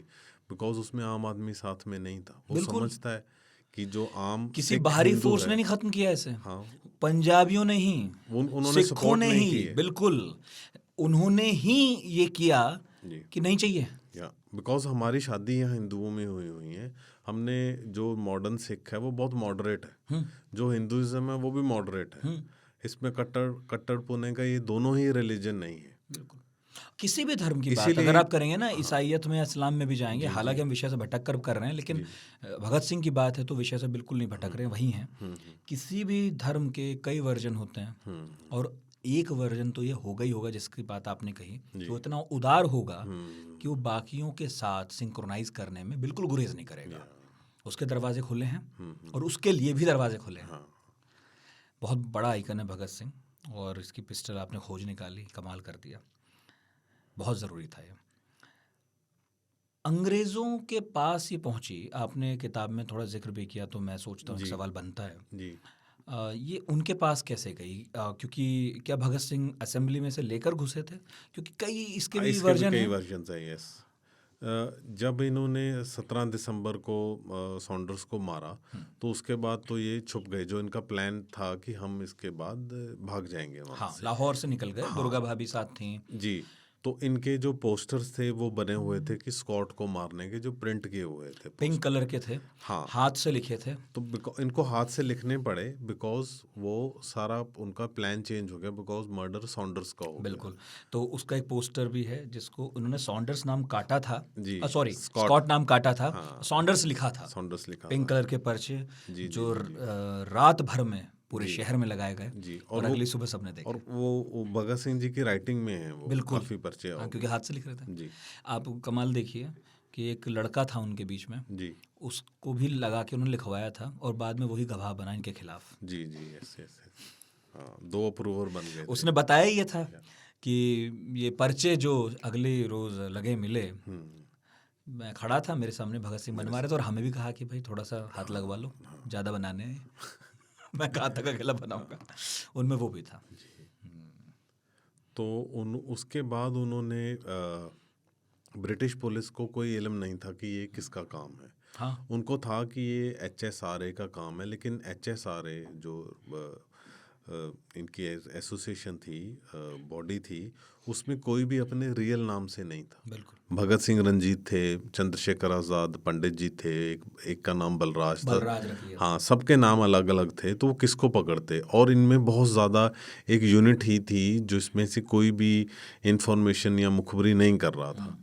तो अंग्रेज़ों ने 2-3 दिन के बाद ही एक अपना काउंटर प्रोपेगेंडा शुरू किया कि ये लोग डाकू हैं और इन्होंने ही ककोरी किया, जिन्होंने भी किया ये वही वाले हैं, और 3-4 और उन्होंने जितने मतलब कोई तो रिपोर्ट लगानी ही थी तो जी ये लगा दी। हाँ, तो अभी तक एफआईआर में कहीं नाम नहीं था। नहीं था। हाँ, तो कुछ रिसर्चर्स ने ये भी क्लेम किया है कि भगत सिंह और बाकी इनोसेंट थे, कि उन्होंने ये किया ही नहीं है क्योंकि एफआईआर में नाम नहीं था। लेकिन आप जानते हो क्राइम रिपोर्टिंग जो भी करता है कि जब ब्लाइंड मर्डर्स होते हैं तो एफआईआर में नाम नहीं होता, नाम वो होता सिर्फ नहीं, फर्स्ट अज्ञात पर होती इन्फॉर्मेशन, है। हाँ, अननोन होती है या समथिंग, है ना। तो उस समय अंग्रेज़ों ने जो अखबारों में उनके बयान आए वो ये था कि ये डाकुओं का काम है। तो इस बात से भगत सिंह और को स्पेशली भगत सिंह को बहुत ज़्यादा गुस्सा आया, बिकॉज वो अपने आप को कभी भी डाकू नहीं मानते थे।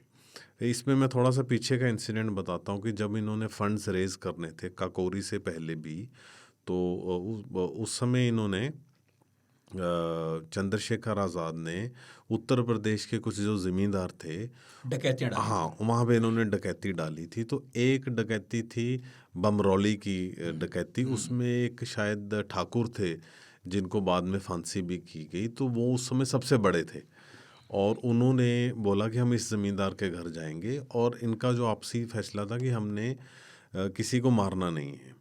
और वहाँ पे जो ज़मींदार ने तो उनको सारे पैसे दे दिए, लेकिन उनकी जो घर की औरतें थीं उन्होंने काफ़ी वहाँ पे प्रोटेस्ट किया और उन्होंने काफ़ी वो रोई भी, जो कि ऑब्वियस है। तो उसके बाद भगत सिंह का और बहुत मन ख़राब हुआ और इसी के चलते पीछे उस ज़मींदार के लठायत इनके पीछे पड़ गए जब ये वहाँ से लूट के आ रहे थे। तो उन लठायतों को चंद्रशेखर आज़ाद ने कई बार बोला कि आप पीछे चले जाओ, हमारे पीछे मत आओ, लेकिन एक नहीं रुका तो ठाकुर ने उनको गोली मार दी और जिनकी मौत हो गई। और ये जो उनमें एक विश्वास राय जो उनके साथ में साथी थे, उन्होंने अपनी किताब में लिखा है कि जैसे ही हम अपने हाइड आउट में पहुँचे तो भगत सिंह ने आज़ाद को बोला कि पंडित जी आगे से मैं किसी डकैती में मैं तो नहीं जाऊंगा। हाँ, क्योंकि मैं किसी भी इनोसेंट का खून नहीं बहा सकता।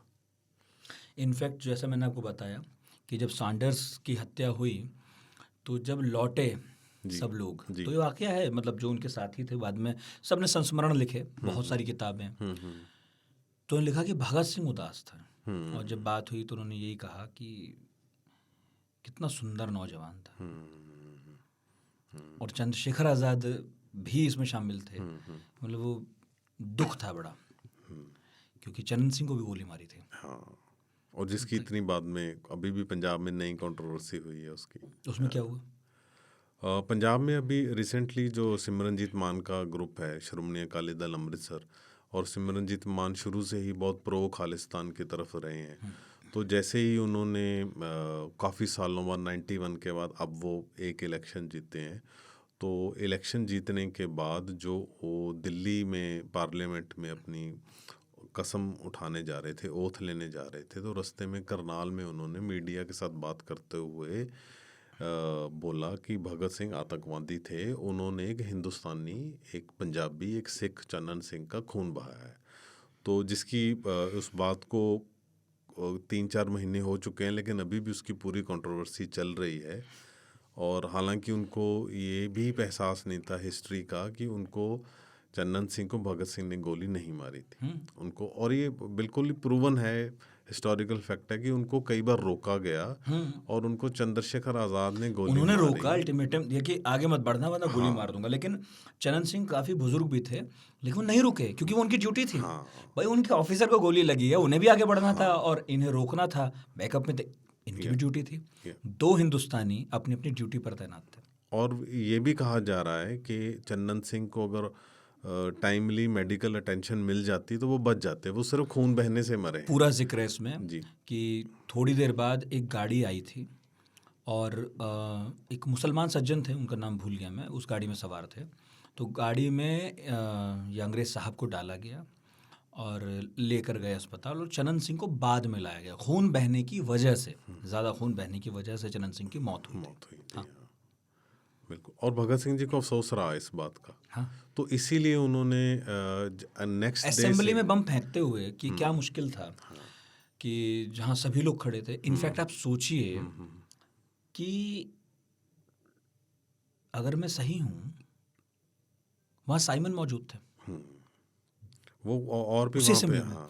और तो थे ही वो साइमन जिनका विरोध करते हुए लाला लाजपत राय ने लाठी खाई और अंततः उनकी मौत हो गई, जी जी जिसके बाद आलोचना हुई और फिर जिससे आक्रोशित होकर क्रांतिकारियों ने ये कदम उठाया। इनफैक्ट पीएनबी बैंक जो लाहौर में था, उसको लूटने के लिए ये लोग इकट्ठे हुए थे लाहौर में। ठीक उसी वक्त वो डकैती असफल रही थी और ये सब हुआ।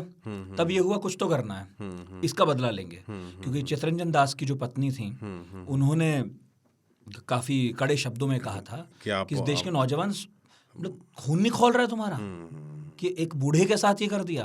और भाई मतभेद भले ही कितने थे क्रांतिकारियों के लाला लाजपत राय से, लेकिन इसमें कोई शक नहीं है कि लाला लाजपत राय का सम्मान बहुत बड़ा था। इनफैक्ट भगत सिंह के परिवार से तो लाला लाजपत राय बहुत ज़्यादा परिचित थे, क्योंकि उनके अपने जो सगे चाचा अजीत सिंह थे, जिन्होंने बाद में दुनिया भर के अलग अलग देशों में जाकर भारत की आज़ादी की कोशिश की, और संयोग से जिनकी मृत्यु 15 अगस्त 1947 को हुई। देश की आज़ादी देखने के बाद उन्होंने कसम खाई थी कि भाई देश तो आज़ाद होगा, तब मरूंगा मैं। और पिता अजीत सिंह थे, तो लाला लाजपत राय से बहुत पारिवारिक संबंध भी थे भगत सिंह के, जबकि बहुत कड़े शब्दों में उनकी आलोचना भी करते थे लोग। आइडियोलॉजिकल डिफरेंसेस बहुत रहे आपस में। कहते थे बूढ़े शेर हो गए, अब इनकी हड्डियों में दम नहीं बचा। अंग्रेजों का ये उस तरह विरोध नहीं कर सकते थे जैसे कभी करते थे। और भगत सिंह सेक्युलर लाइन पे बहुत चलते थे। बिल्कुल, जबकि लाला जी थोड़े से हिंदू महासभाई थे। जी जी जी। उनके जो प्रिंसिपल थे भाई परमानंद, कॉलेज में पढ़ाते थे उनके कॉलेज में, वो भी हिंदू महासभा के नेता थे। भगत सिंह को ये पसंद नहीं था। बट आपकी बात से वही फिर जिक्र निकला तो कि जब उस बूढ़े पर लाठियां पड़ी तो फिर ये मतभेद कोई मायने नहीं रखता था। क्योंकि वो फिर वो देश की लड़ाई थी, देश की आन की लड़ाई थी। हाँ, तो उसमें भी मतलब भगत सिंह ने जब असेंबली में बम बरसाए तो उनके सामने तो वो आयरिश क्रांतिकारी का मॉडल था जी, जिसने, अगर मैं सही नाम लूँ तो उनका नाम शायद ऑगस्ट वेलिएंट था, जिन्होंने इसी तरह से असेंबली में अपने यहाँ बम डाला था खाली बेंचों पर और पर्चे उड़ाए थे। तो भगत सिंह ने सेम वो किया। हत्याएं करना तो कभी उद्देश्य था ही नहीं। और उनको ये बिल्कुल पसंद नहीं आई थी कि मुझे डाकू क्यों कहा गया है, मैं एक रेवोल्यूशनरी। उन्होंने आतंकवादी शब्द पर भी यस बहुत स्पष्टीकरण दिया है। इनफैक्ट जुबिंदर जी, उस वक्त आतंकवादी शब्द उतना गलत भी नहीं माना जाता था, माना नहीं जा। और उन्होंने लिखा है, मैंने अपने एक चैप्टर का नाम ही है मेरा, मैं आतंकवादी नहीं हूँ। और उसमें वो लिखता है कि मैं आतंकवादी नहीं हूँ। हाँ, हो सकता है कि मेरे जो रेवोल्यूशनरी करियर की कुछ पहले के एक्ट्स हैं, सैंडर्स को मारने के पहले के एक्ट्स जो डकैती में इन्वॉल्व थे, जिससे बाद में मना कर दिया, हो सकता है वो आतंकवादी की परिभाषा में आते हों, लेकिन मैं आतंकवादी नहीं हूँ।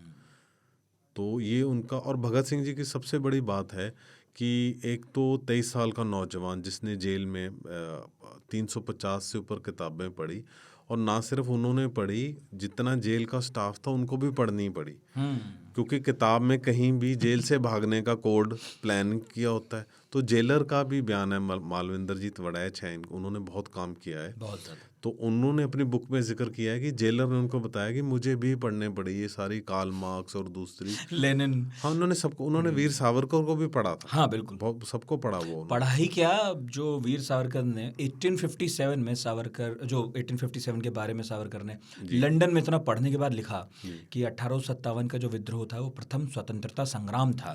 जो किताब उस वक्त बहुत रिवोल्यूशनरी थी, प्रतिबंध थे। तो भगत सिंह के हाथ एक कॉपी लगी और भगत सिंह ने उस कॉपी का प्रकाशन कराया, क्योंकि वो किताब भी हिंदू या मुसलमान के बारे में नहीं थी, वो देश के बारे में थी। सावरकर की अपनी लाइन कुछ वक्त बाद बदली हो भले ही, लेकिन वो किताब जो है वो वाकई लाजवाब है, और वो ये इस्टेब्लिश करती थी कि भारत एक राष्ट्र के तौर पर अंग्रेजी सत्ता के खिलाफ अपना पहला स्वतंत्रता आंदोलन लड़ चुका है। हाँ, तो ये उनका आप कह लो एक अब्जॉर्प्शन होती है, एक जिसका माइंड ही इतना विकसित है, जो शुरू से ही एक देश का सपना ले रहा है, तो इसीलिए वो इन चीज़ों को पकड़ता है। अरे फिलोसॉफिकल बहुत ज़बरदस्त है। एनार्की पर उन्होंने जितना पढ़ा, मार्क्सिज्म पर पढ़ा, जो क्रांतियाँ वो पढ़ते रहे फ्रांस वगैरह की, आयरलैंड के, और वही नहीं बल्कि राजाराम शास्त्री जो लाइब्रेरियन थे, द्वारकादास लाइब्रेरी के जो लाला लाजपत राय चलवाते थे, और द्वारकादास उनके मित्र का ही नाम था, लाला जी लाजपत राय जी के, जी वो लाइब्रेरियन राजाराम शास्त्री सोशलिस्ट थे। वो ऐसा साहित्य मंगवाते थे और सुखदेव को बड़ा शौक था ये सब पढ़ने का, और इन सब की संगत में भगत सिंह पढ़ने लगे। और चंद्रशेखर आज़ाद बहुत ज़्यादा पढ़ने लिखने में पढ़ने इन्वॉल्व लिखने नहीं थे, हाँ लेकिन वो ये सब बातें सुनते थे, समझते थे, बहस कम करते थे हालांकि, लेकिन पर्याप्त रूप से इन सभी को बहुत चीज़ें साफ थी। यशपाल उनमें शामिल हैं जिन्होंने बाद में बहुत कुछ लिखा। अज्ञे जो बाद में साहित्यकार बड़े बने, लेकिन वो भी क्रांतिकारी थे। तो फिलोसॉफिकली बड़े मजबूत लोग थे। और जैसा आपने कहा कि असेंबली में जब बम बरसाने गए तो बाद में यही मोटो था कि जब अदालत में खड़े होंगे तब असली बात बताएंगे। इसीलिए हाँ, और ये सुखदेव का आइडिया था। बिल्कुल। हालांकि उनकी आपस में बहुत ज़्यादा कंपटीशन चलता था, लेकिन सुखदेव को अगर जो जज की नोटिंग है ना, जिस जज ने उनका केस सुना है भगत सिंह जी का, सुखदेव राजगुरु, तो उनकी साथ साथ में एक फाइल पे नोटिंग्स करते थे जो उनके ऑब्जर्वेशन सुखदेव करते थे।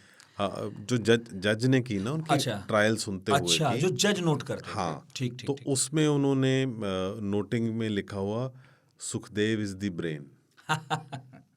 बिल्कुल ठीक। तो उन्होंने कहा जितना ये कुछ हुआ वो सुखदेव का दिमाग था कि भगत सिंह वहाँ जाएंगे और भगत सिंह सरेंडर करेंगे और कोई गोली नहीं चलाएंगे, किसी को मारेंगे नहीं। और भगत सिंह का भी यही था, लेकिन आज़ाद ने बहुत प्रोटेस्ट किया था क्योंकि उनको पता था वहाँ जाने का मतलब कि हम इनको दोबारा नहीं चंद्रशेखर देंगे। आज़ाद ने तो एक जगह मैंने पढ़ा, उनके साथ ने लिखा कि कहते थे कि भाई ये नए लड़के हैं, इनकी बात मेरी तो समझ में आती नहीं। भाई एक्शन करो, हाँ, कोई एक्शन करो, और पकड़े जाओगे तो फिर तो जज के सामने जाना ही है, तब बोल लेना। तब बोल ये लेना। क्या है कि बम भी बरसाने हैं, मारना भी नहीं है, और पकड़े भी जाना है ज़रूर, जाना है। भागना भी नहीं है। तो वो थोड़ा सा इस मतलब ये जो सो कॉल्ड साजिशें थी, योजनाएं, उनसे बहुत सहमत नहीं रहते थे।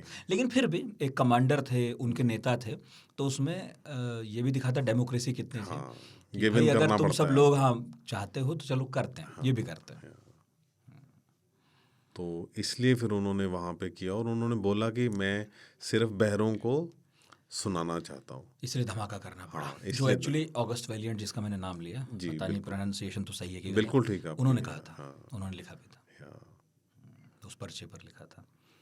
ये सब तो उपलब्ध है। इनफैक्ट जो आप सुखदेव का जिक्र किया, उनके छोटे भाई थे मथुरादास थापर, जी उन्होंने भी किताब लिखी है सुखदेव पर। जी जी यस, तो वो लुधियाना के हैं तो हाँ, तो मथुरादास थापर ने भगत सिंह को भी देखा था खूब, और ये तो दोनों दोस्त थे तो खूब मस्ती करते थे।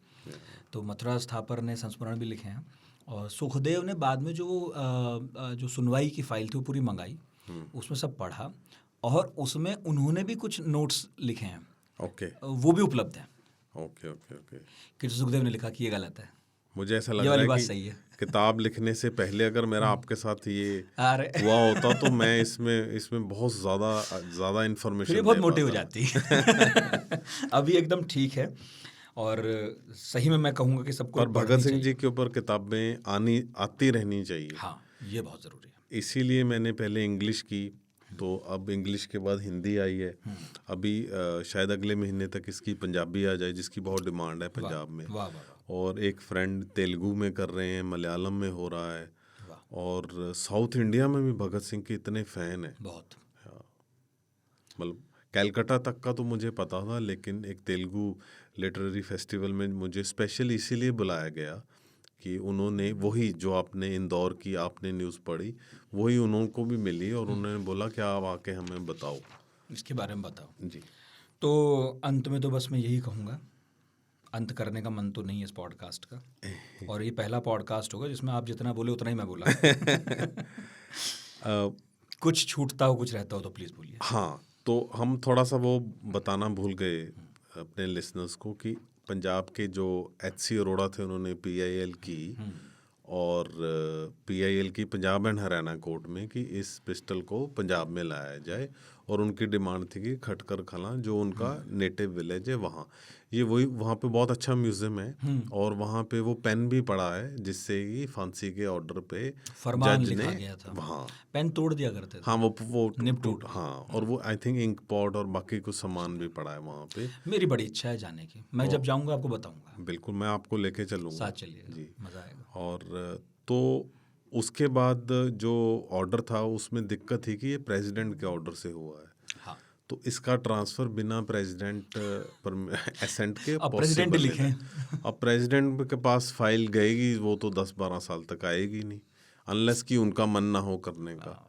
तो फिर इसमें बीएसएफ को मैं बहुत ज़्यादा अप्रिशिएट करता हूँ कि उन्होंने पहले 2 हेयरिंग में उनका जो रिप्रेजेंटेटिव आए एडीजीपी लेवल के, उन्होंने कॉन्टेस्ट किया कि ये हमारी है और ये हम पंजाब में क्यों दें, हम इसको दिल्ली में डिस्प्ले करेंगे, कहीं और डिस्प्ले करेंगे जहाँ ये और ज़्यादा ऑडियंस के पास जाए। लेकिन बाद में उन्होंने देखा कि ये काफ़ी सेंटिमेंट्स हैं पंजाब के, तो उन्होंने डिसाइड किया कि इसको हुसैनी वाला में बीएसएफ का म्यूज़ियम है। हुसैनी वाला 2 बातों से हिस्टोरिकल और उसकी स्ट्रेटेजिकल इम्पोर्टेंस है। एक तो उसकी इम्पोर्टेंस है कि भगत सिंह जी का, राजगुरु सुखदेव जी का अंतिम संस्कार वह जो हम जिक्र कर रहे थे।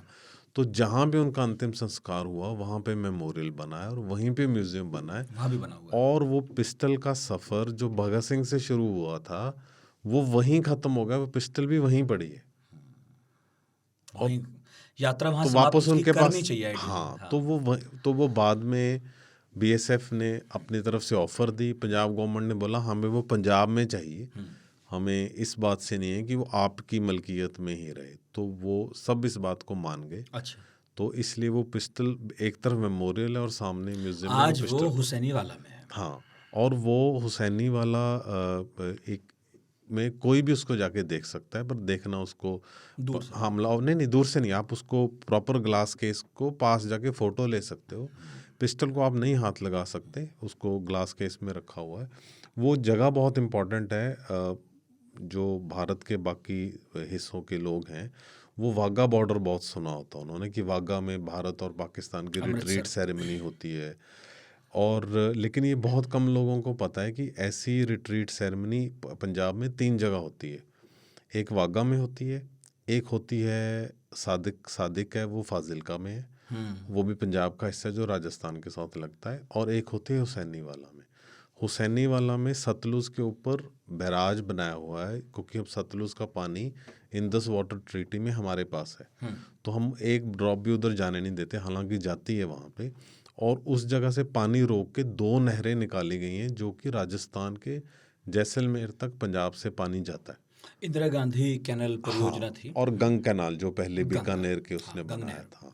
तो वहाँ पे जो फ्लैग सेरेमनी होती है, इनफैक्ट लिसनर्स को मैं ये बताऊंगा, वो बहुत रॉ है। जो वाघा की सेरेमनी है ना, उसमें बीच में गेट है और भारत और पाकिस्तान के वो जो रेंजर्स और बीएसएफ के हैं वो मैक्सिमम एक दूसरे के पास जो डिस्टेंस होगा वो 3-4 फुट का है, मतलब मिनिमम। ठीक है, वाघा में। हाँ, वाघा में 3-4 फुट मैंने ज़्यादा बोल दिया, वो 8-10 फुट ही दूर रहते हैं। लेकिन जो फिरोजपुर का हुसैनी वाला का बॉर्डर है वो सीधा नहीं है, वो डायगनल है। अच्छा, और बीच में ना तार है ना गेट है। तो ये कहा जाता है कि उन दोनों जवानों की मूछें भी एक दूसरे के साथ टच हो गई बाप रे, चलेंगे वहाँ पर। और वो इतना रॉ है कि आपका मन करता है कि मैं खड़े होके इसके ऊपर परेड करूं। और वो बहुत ज़्यादा मतलब पैशनेट होके कर रहे हैं। और आपको दोनों कंट्रीज़ का जो फ़र्क है बिल्कुल सामने, आपको पाकिस्तानी अपनी ड्रेस में मिलते हैं और इंडियंस इधर बैठे हैं। बाई चांस हुसैनी वाला इधर आ गया। हाँ, ये भी, हाँ, ये तो इसकी तो अलग कहानी है। हाँ, और इसमें आपको जो हुसैनी वाला की परेड सेरेमनी में जब आप जाओगे तो वो आप सतलुज क्रॉस करके जाओगे और उसकी राइट साइड पे भगत सिंह का मेमोरियल है। तो बड़ी हिस्टोरिकल जगह है जिसके बारे में आप भी अभी बताओगे। और ये ऐसी जगह है जहाँ पे जब वो फ्लैग एक्सचेंज करते हैं तो इंडिया का फ्लैग पाकिस्तानी टेरिटरी में उतारा जाता है और उनका हमारी टेरिटरी में उतारा जाता है। तो ये लाइफ टाइम एक्सपीरियंस है वहाँ जाने का। और अब आप वहाँ पे पिस्टल भी देख सकते हो। कितनी अच्छी अच्छी जगहों के नाम आज इस पॉडकास्ट में। मेरा ख्याल तो यह है कि किताबों के नाम तो हमेशा होते हैं, लेकिन आज घूमने की, देखने की और महसूस करने की जगहों के नाम बहुत सारे आए इसमें। बिल्कुल। इसमें खटखट कला भी है नवा शहर का, इसमें अमृतसर भी है ही है, और हुसैनी वाला ज़रूर जाना चाहिए। और जो लाहौर में आपने बताया, कोई लाहौर जाए तो कोई पहुंच पाए तो अनारकली बाज़ार। एक्चुअली अनारकली बाज़ार के आसपास के एरिया में लोग खूब घुमा करते थे। और भगत सिंह के पिताजी ने एक समय इंश्योरेंस का काम भी किया था, तो उनका इंश्योरेंस का दफ्तर भी था वहाँ पर। तो ये लोग वहाँ पर जुटे रहते थे, वहीं सोते थे, वहीं खाते थे। भगत सिंह के दादाजी भी उधर मतलब चले आते थे। वो सब लोग बहुत अच्छे अच्छे संस्मरण हैं लाहौर के भगत सिंह से जुड़े हुए। तो और मैं अक्सर जब लाहौर का नक्शा देखता हूँ तो उसमें हिंदू नाम की जगहें आज भी जिस तादाद में है, मैं चाहता हूँ कि जो हमें सुन रहे हो ज़रूर देखें गूगल करके लाहौर का नक्शा। जी। इतनी है और ऐसे ऐसे नाम है कि आपको लगता है कि आप पुरानी दिल्ली देख रहे हैं नाम के हिसाब से। और उसका जो पूरा मैप है वो भी पता चलता है कितना प्लान्ड सिटी रहा है। बहुत प्लान्ड सिटी है। एक तरफ प्राचीन लाहौर है जो देखना चाहिए लोगों को, जिसमें रणजीत सिंह के निशान भी हैं और मुगलों के भी, और एक तरफ नया लाहौर भी है, और एक वो लाहौर भी है जिसकी बात हमने आज की, जिसमें भगत सिंह का नेशनल कॉलेज भी है, डीएवी भी है, और अनारकली बाज़ार भी है जहाँ पर मुकदमे चलते हैं। इनफैक्ट आपने एक तस्वीर बहुत देखी होगी जिसमें भगत सिंह बैठे हैं और उनके साथ एक पुलिस वाला बैठा है, वो थाने की है। या वो उनके कुछ साल पहले की थी जब एक नॉर्मल से प्रोटेस्ट में उनका एक बैसाखी का मेला था जिसमें ये दशहरे का मेला था, उसमें बम धमाका हुआ था। तो उसमें संदिग्ध थे भगत सिंह और उन्हें पकड़ा गया था, फिर उन्हें थाने लाया गया था। हालांकि जमानत हो गई थी, 40-50 हज़ार रुपये में हुई थी। तो लोग कहते हैं कि इतना पैसा उस वक्त, तो सच ये है लोग नहीं जानते कि बहुत समृद्ध परिवार से आते थे भगत सिंह, बहुत ज़मीनें थीं, और ये जो एजेंसी का काम था ये भी बहुत अच्छा था। इनफैक्ट डेयरी का भी काम कुछ वक्त किया था। भगत सिंह दूध लेके लाहौर आते थे गांव से और मुफ्त पिला दिया करते थे सुखदेव को उस वक्त पहलवानी का शौक। तो एक्स्ट्रा जानकारी हो गई कुछ। देखिए कभी मौका मिलेगा तो कुछ मन में है, कुछ एस्पेक्ट्स हैं जिनके लिए पाकिस्तान लाहौर में जाके रिसर्च करना ज़रूरी है। बहुत ज़्यादा, तो बहुत सारे कागजात वहाँ पर आज भी हैं इस केस से भी जुड़े और बहुत सारे और चीज़ों से जुड़े भी। और मैं तो यही सोच कर हैरान हूँ कि भगत सिंह की राइटिंग्स के बहुत सारे हिस्से अभी हमारे सामने नहीं आए। उन्होंने अपनी ऑटोबायोग्राफी लिखी है जो हाँ बिल्कुल, जेल में कहा जाता है उन्होंने 3-4 किताब लिखी है। वो इसलिए क्योंकि जो उनकी जेल नोटबुक है वो जो मिली है उनके परिवारजनों से बाद में, उसमें कुछ नोट्स लिए हैं उन्होंने। वो देखकर ऐसा प्रतीत होता है, एक्सपर्ट्स कहते हैं कि ये नोट्स किसी अन्य किताब को लिखने के सिलसिले में लिए हैं। और उनके बहुत सारे साथियों ने बताया जो अंत में उनसे मिलने गए कि वो अपनी आत्मकथा लिख रहे थे, और बड़ा लॉजिकल भी है उस वक्त लिखना। इसके अलावा भी कुछ किताब वो लिख रहे थे उस वक्त, क्योंकि देश की आज़ादी का सवाल था और उनके विचार भी बदल रहे थे। तब वो मैच्योर होते जा रहे थे। तो उन्होंने ये भी कहा था कि अब तक हमने जो किया सो किया, लेकिन अब करना ये चाहिए कि हमें गाँव में जाना चाहिए, लोगों के पास जाना चाहिए, संगठन बनाने चाहिए। क्योंकि हम मुट्ठी भर लोगों ने जितना किया जो किया, अब मुझे लगता है नाकाफ़ी था। लोगों का समर्थन ज़्यादा ज़रूरी था। हमें समझाना ज़रूरी है कि हम कर क्यों रहे हैं, करना क्या चाहते हैं, जो एक्चुअली गांधी ज़्यादा सफलतापूर्वक कर पाए, क्योंकि वो ज़्यादा समय आंदोलनों से ज़्यादा समय संगठन में दे रहे थे।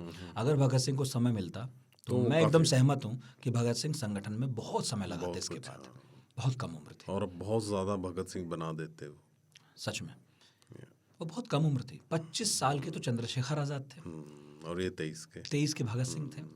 भगवती चरण वोहरा जो दुर्गा भाभी के पति थे, वो उनमें सबसे ज़्यादा उम्र के थे, 28 के थे। उनके हाथ में बम फट गया था।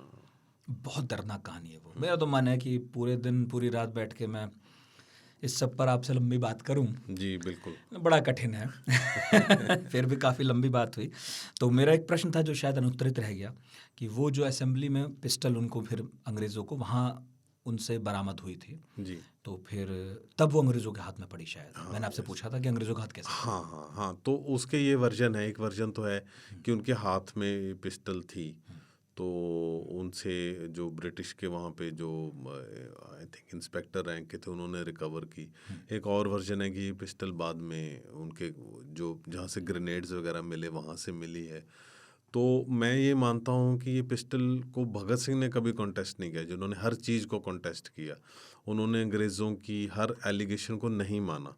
मैं डाकू नहीं हूँ, मैं आतंकवादी नहीं हूँ, मैं एक पॉलिटिकल प्रिजनर हूँ, और हम क्यों लड़ रहे हैं, कैसे लड़ रहे हैं, मैंने मतलब हर चीज़ को कॉन्टेस्ट किया। उन्होंने इस पिस्टल को कॉन्टेस्ट नहीं किया, ना इसकी रिकवरी को, ये उन्होंने नहीं बोला। तो मैं मान के चल रहा हूँ कि ये पिस्टल ही वही पिस्टल है जो वहाँ से हुई।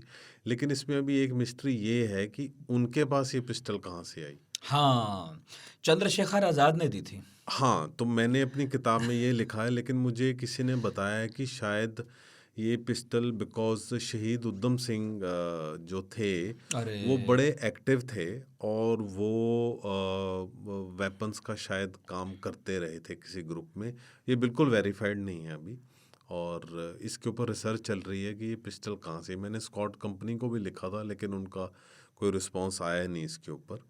और मैं जानना चाहता था कि ये किसी ने खरीदी है, कोई लाइसेंस्ड किसके कहीं से नाम तो पे है। आया है, और ये लाइसेंस मतलब हैंडमेड नहीं है। नो नो, और ये यूएस मेड है। हाँ, यूएस और मेड पिस्टल है। जी, तो इसी अच्छा, तरह सावरकर भी कुछ पिस्टल वगैरह भारत भिजवाते थे उस वक्त। कई क्रांतिकारी छिपाकर पिस्टल्स इंडिया भिजवाते थे। हाँ, तो ये क्वाइट पॉसिबल है। और आप अमेरिका का जिक्र कर रहे हैं तो फिर मुझे याद आया कि गदर आंदोलन की पैठ वहाँ पर भी थी। हाँ, तो और गदरी जो थे वो ठीक ठाक वायलेंस में यकीन था उनका। जी, लेकिन इनके जो साथी थे वो अपने उसमें लिख रहे हैं कि चंद्रशेखर आज़ाद ही वेपन लेके आते थे। कहाँ से लाते थे, कहाँ जाते थे, ये हमें पता नहीं नहीं किसी को। तो ये और ये वारदात से पहले उन्होंने बांटे थे। हाँ, वही उन्होंने बांटे और थे। ये हाथ में तो भगत सिंह के चंद्रशेखर आज़ाद ने दी थी, जी जी और जी। बाकी लोगों को भी दी थी। ये बाकी सब पिस्टल्स कहाँ हैं? कभी मन हुआ इन्हें भी ढूंढूं? हाँ, उनका सुखदेव के नंबर हाथ में एक थी, एक राजगुरु के पास भी उनका थी। नंबर मिल गया तो वो भी मिल जाएगी। नंबर से सब कुछ चलता है उस उसका। केस में तो इनका जिक्र हुआ ही होगा, हाँ क्योंकि हथियार तो जी। इन सब के पास ही थे। अभी कुछ चल रही हैं, कुछ और रिसर्च चल रही है, पंजाब के कुछ मसले चल रहे हैं उनके ऊपर, जो अभी गैंगस्टरिज्म बहुत हुआ है, तो देखते हैं। तो जुपिंदर जीत जी, मैं तो आपको शुभकामनाएं ही दूंगा। Thank you. एक तो बधाई इसके लिए कि आपने इतनी सुंदर किताब लिखी। किताब कई साल पहले आ गई थी, लेकिन मुझ तक पहुंचते पहुंचते देर लगी। और नहीं, ये हिंदी की अभी आई है, हिंदी तो की अभी आई, हाँ, लेकिन हाँ, अंग्रेजी पिछले में शायद महीने मैंने ही सुना आई है। होगा। हाँ, यस। हम तो अच्छी कोई चीज़ हो, चाहे अंग्रेजी में हो या किसी अन्य भाषा में भी बात करते हैं। अच्छा है हिंदी में आ गई है, तो जो हिंदी पट्टी के लोग हैं, हिंदी भाषा समझते हैं, प्लीज़ पढ़िएगा। भगत सिंह की पिस्तौल की खोज इस किताब का नाम है। प्रभात प्रकाशन से ये आई है, और इसका ये जो संस्करण है 300 रुपये का है। पेपर बैग अभी आई नहीं है, ये तो हार्ड कवर है, तो वर्थ है इसे पढ़ना। बहुत छोटी सी है, बहुत बड़ी भी नहीं, 174 पेज मात्र हैं। इसमें वो पिस्तौल भी है, उसके फ़ोटोज़ हैं कई एंगल से, जो जुपिंदर जी ने खूब मेहनत करके खोजी। इसके अलावा कई लेख हैं, कई कागजात के फ़ोटो हैं, और भगत सिंह की पिस्तौल की इस यात्रा के अलावा उनके विचारों को भी ठीक ठाक जगह जुपिंदर जीत जी ने दी है। ज़रूरी भी है, क्योंकि जब जब पिस्तौल की बात होगी, ये बात भी होनी चाहिए कि पिस्तौल किन परिस्थितियों में और किन लक्ष्यों को दिमाग में रखते हुए उठाई गई थी। ठीक बात है? बिल्कुल ठीक है जी। विदा लें आपसे। जी बिल्कुल। और उन फोटोज़ में एक आर्टिकल भी है, हाँ, जो मेरे जर्नलिज्म के टीचर थे गुलजार संधू जी, जो पंजाबी के बहुत राइटर हैं और काफ़ी अभी भी लिखते हैं वो। तो जब मेरी ये पिस्टल की डिस्कवरी हुई तो उन्होंने अखबार में एक लेख लिखा कि एज अ टीचर हमारी हमेशा यही मकसद होता है कि बच्चों को एक ऐसा इन्वेस्टिगेटिव जर्नलिज्म दें कि वो कुछ करें। तो अभी मैं 80 साल का हो गया हूँ, और मैं अपनी ज़िंदगी की कमाई को जब सोचता हूँ तो मैं ये सोच रहा हूँ कि मेरे एक स्टूडेंट ने ये काम करके देखा। वाह, गुरु दक्षिणा भी हो गई। बिल्कुल। बहुत बहुत शुक्रिया Jupinder ji. Thank you ji. Thanks a lot. तो आज बात हुई भगत सिंह की पिस्तौल की खोज पर, और ऐसी खोज चलती रहेंगी। पढ़ाकू नितिन सुनते रहिएगा। लंबा पॉडकास्ट था, लेकिन मुझे लगता है आपको आनंद आया होगा। आया या नहीं आया, लिखिए radio@aajtak.com पर। इसके अलावा हमारा टेलीग्राम चैनल है पढ़ाकू पार्टी, खोजिए, उससे जुड़िए। और व्हाट्सएप पर भी हम हैं, और समय समय पर मैं उस व्हाट्सएप का लिंक अपने फेसबुक और ट्विटर पर देता रहता हूँ। तो खोजने वाले क्या नहीं खोजते, मुझे उम्मीद है आप हमें खोज ही लेंगे, ट्विटर पर भी और फेसबुक पर भी। तो बहुत बहुत शुक्रिया। पढ़ाकू नितिन में इतना ही। आज तक रेडियो सुनते रहिए, और पढ़ाकू नितिन हर गुरुवार आता है, बिल्कुल मिस मत कीजिएगा।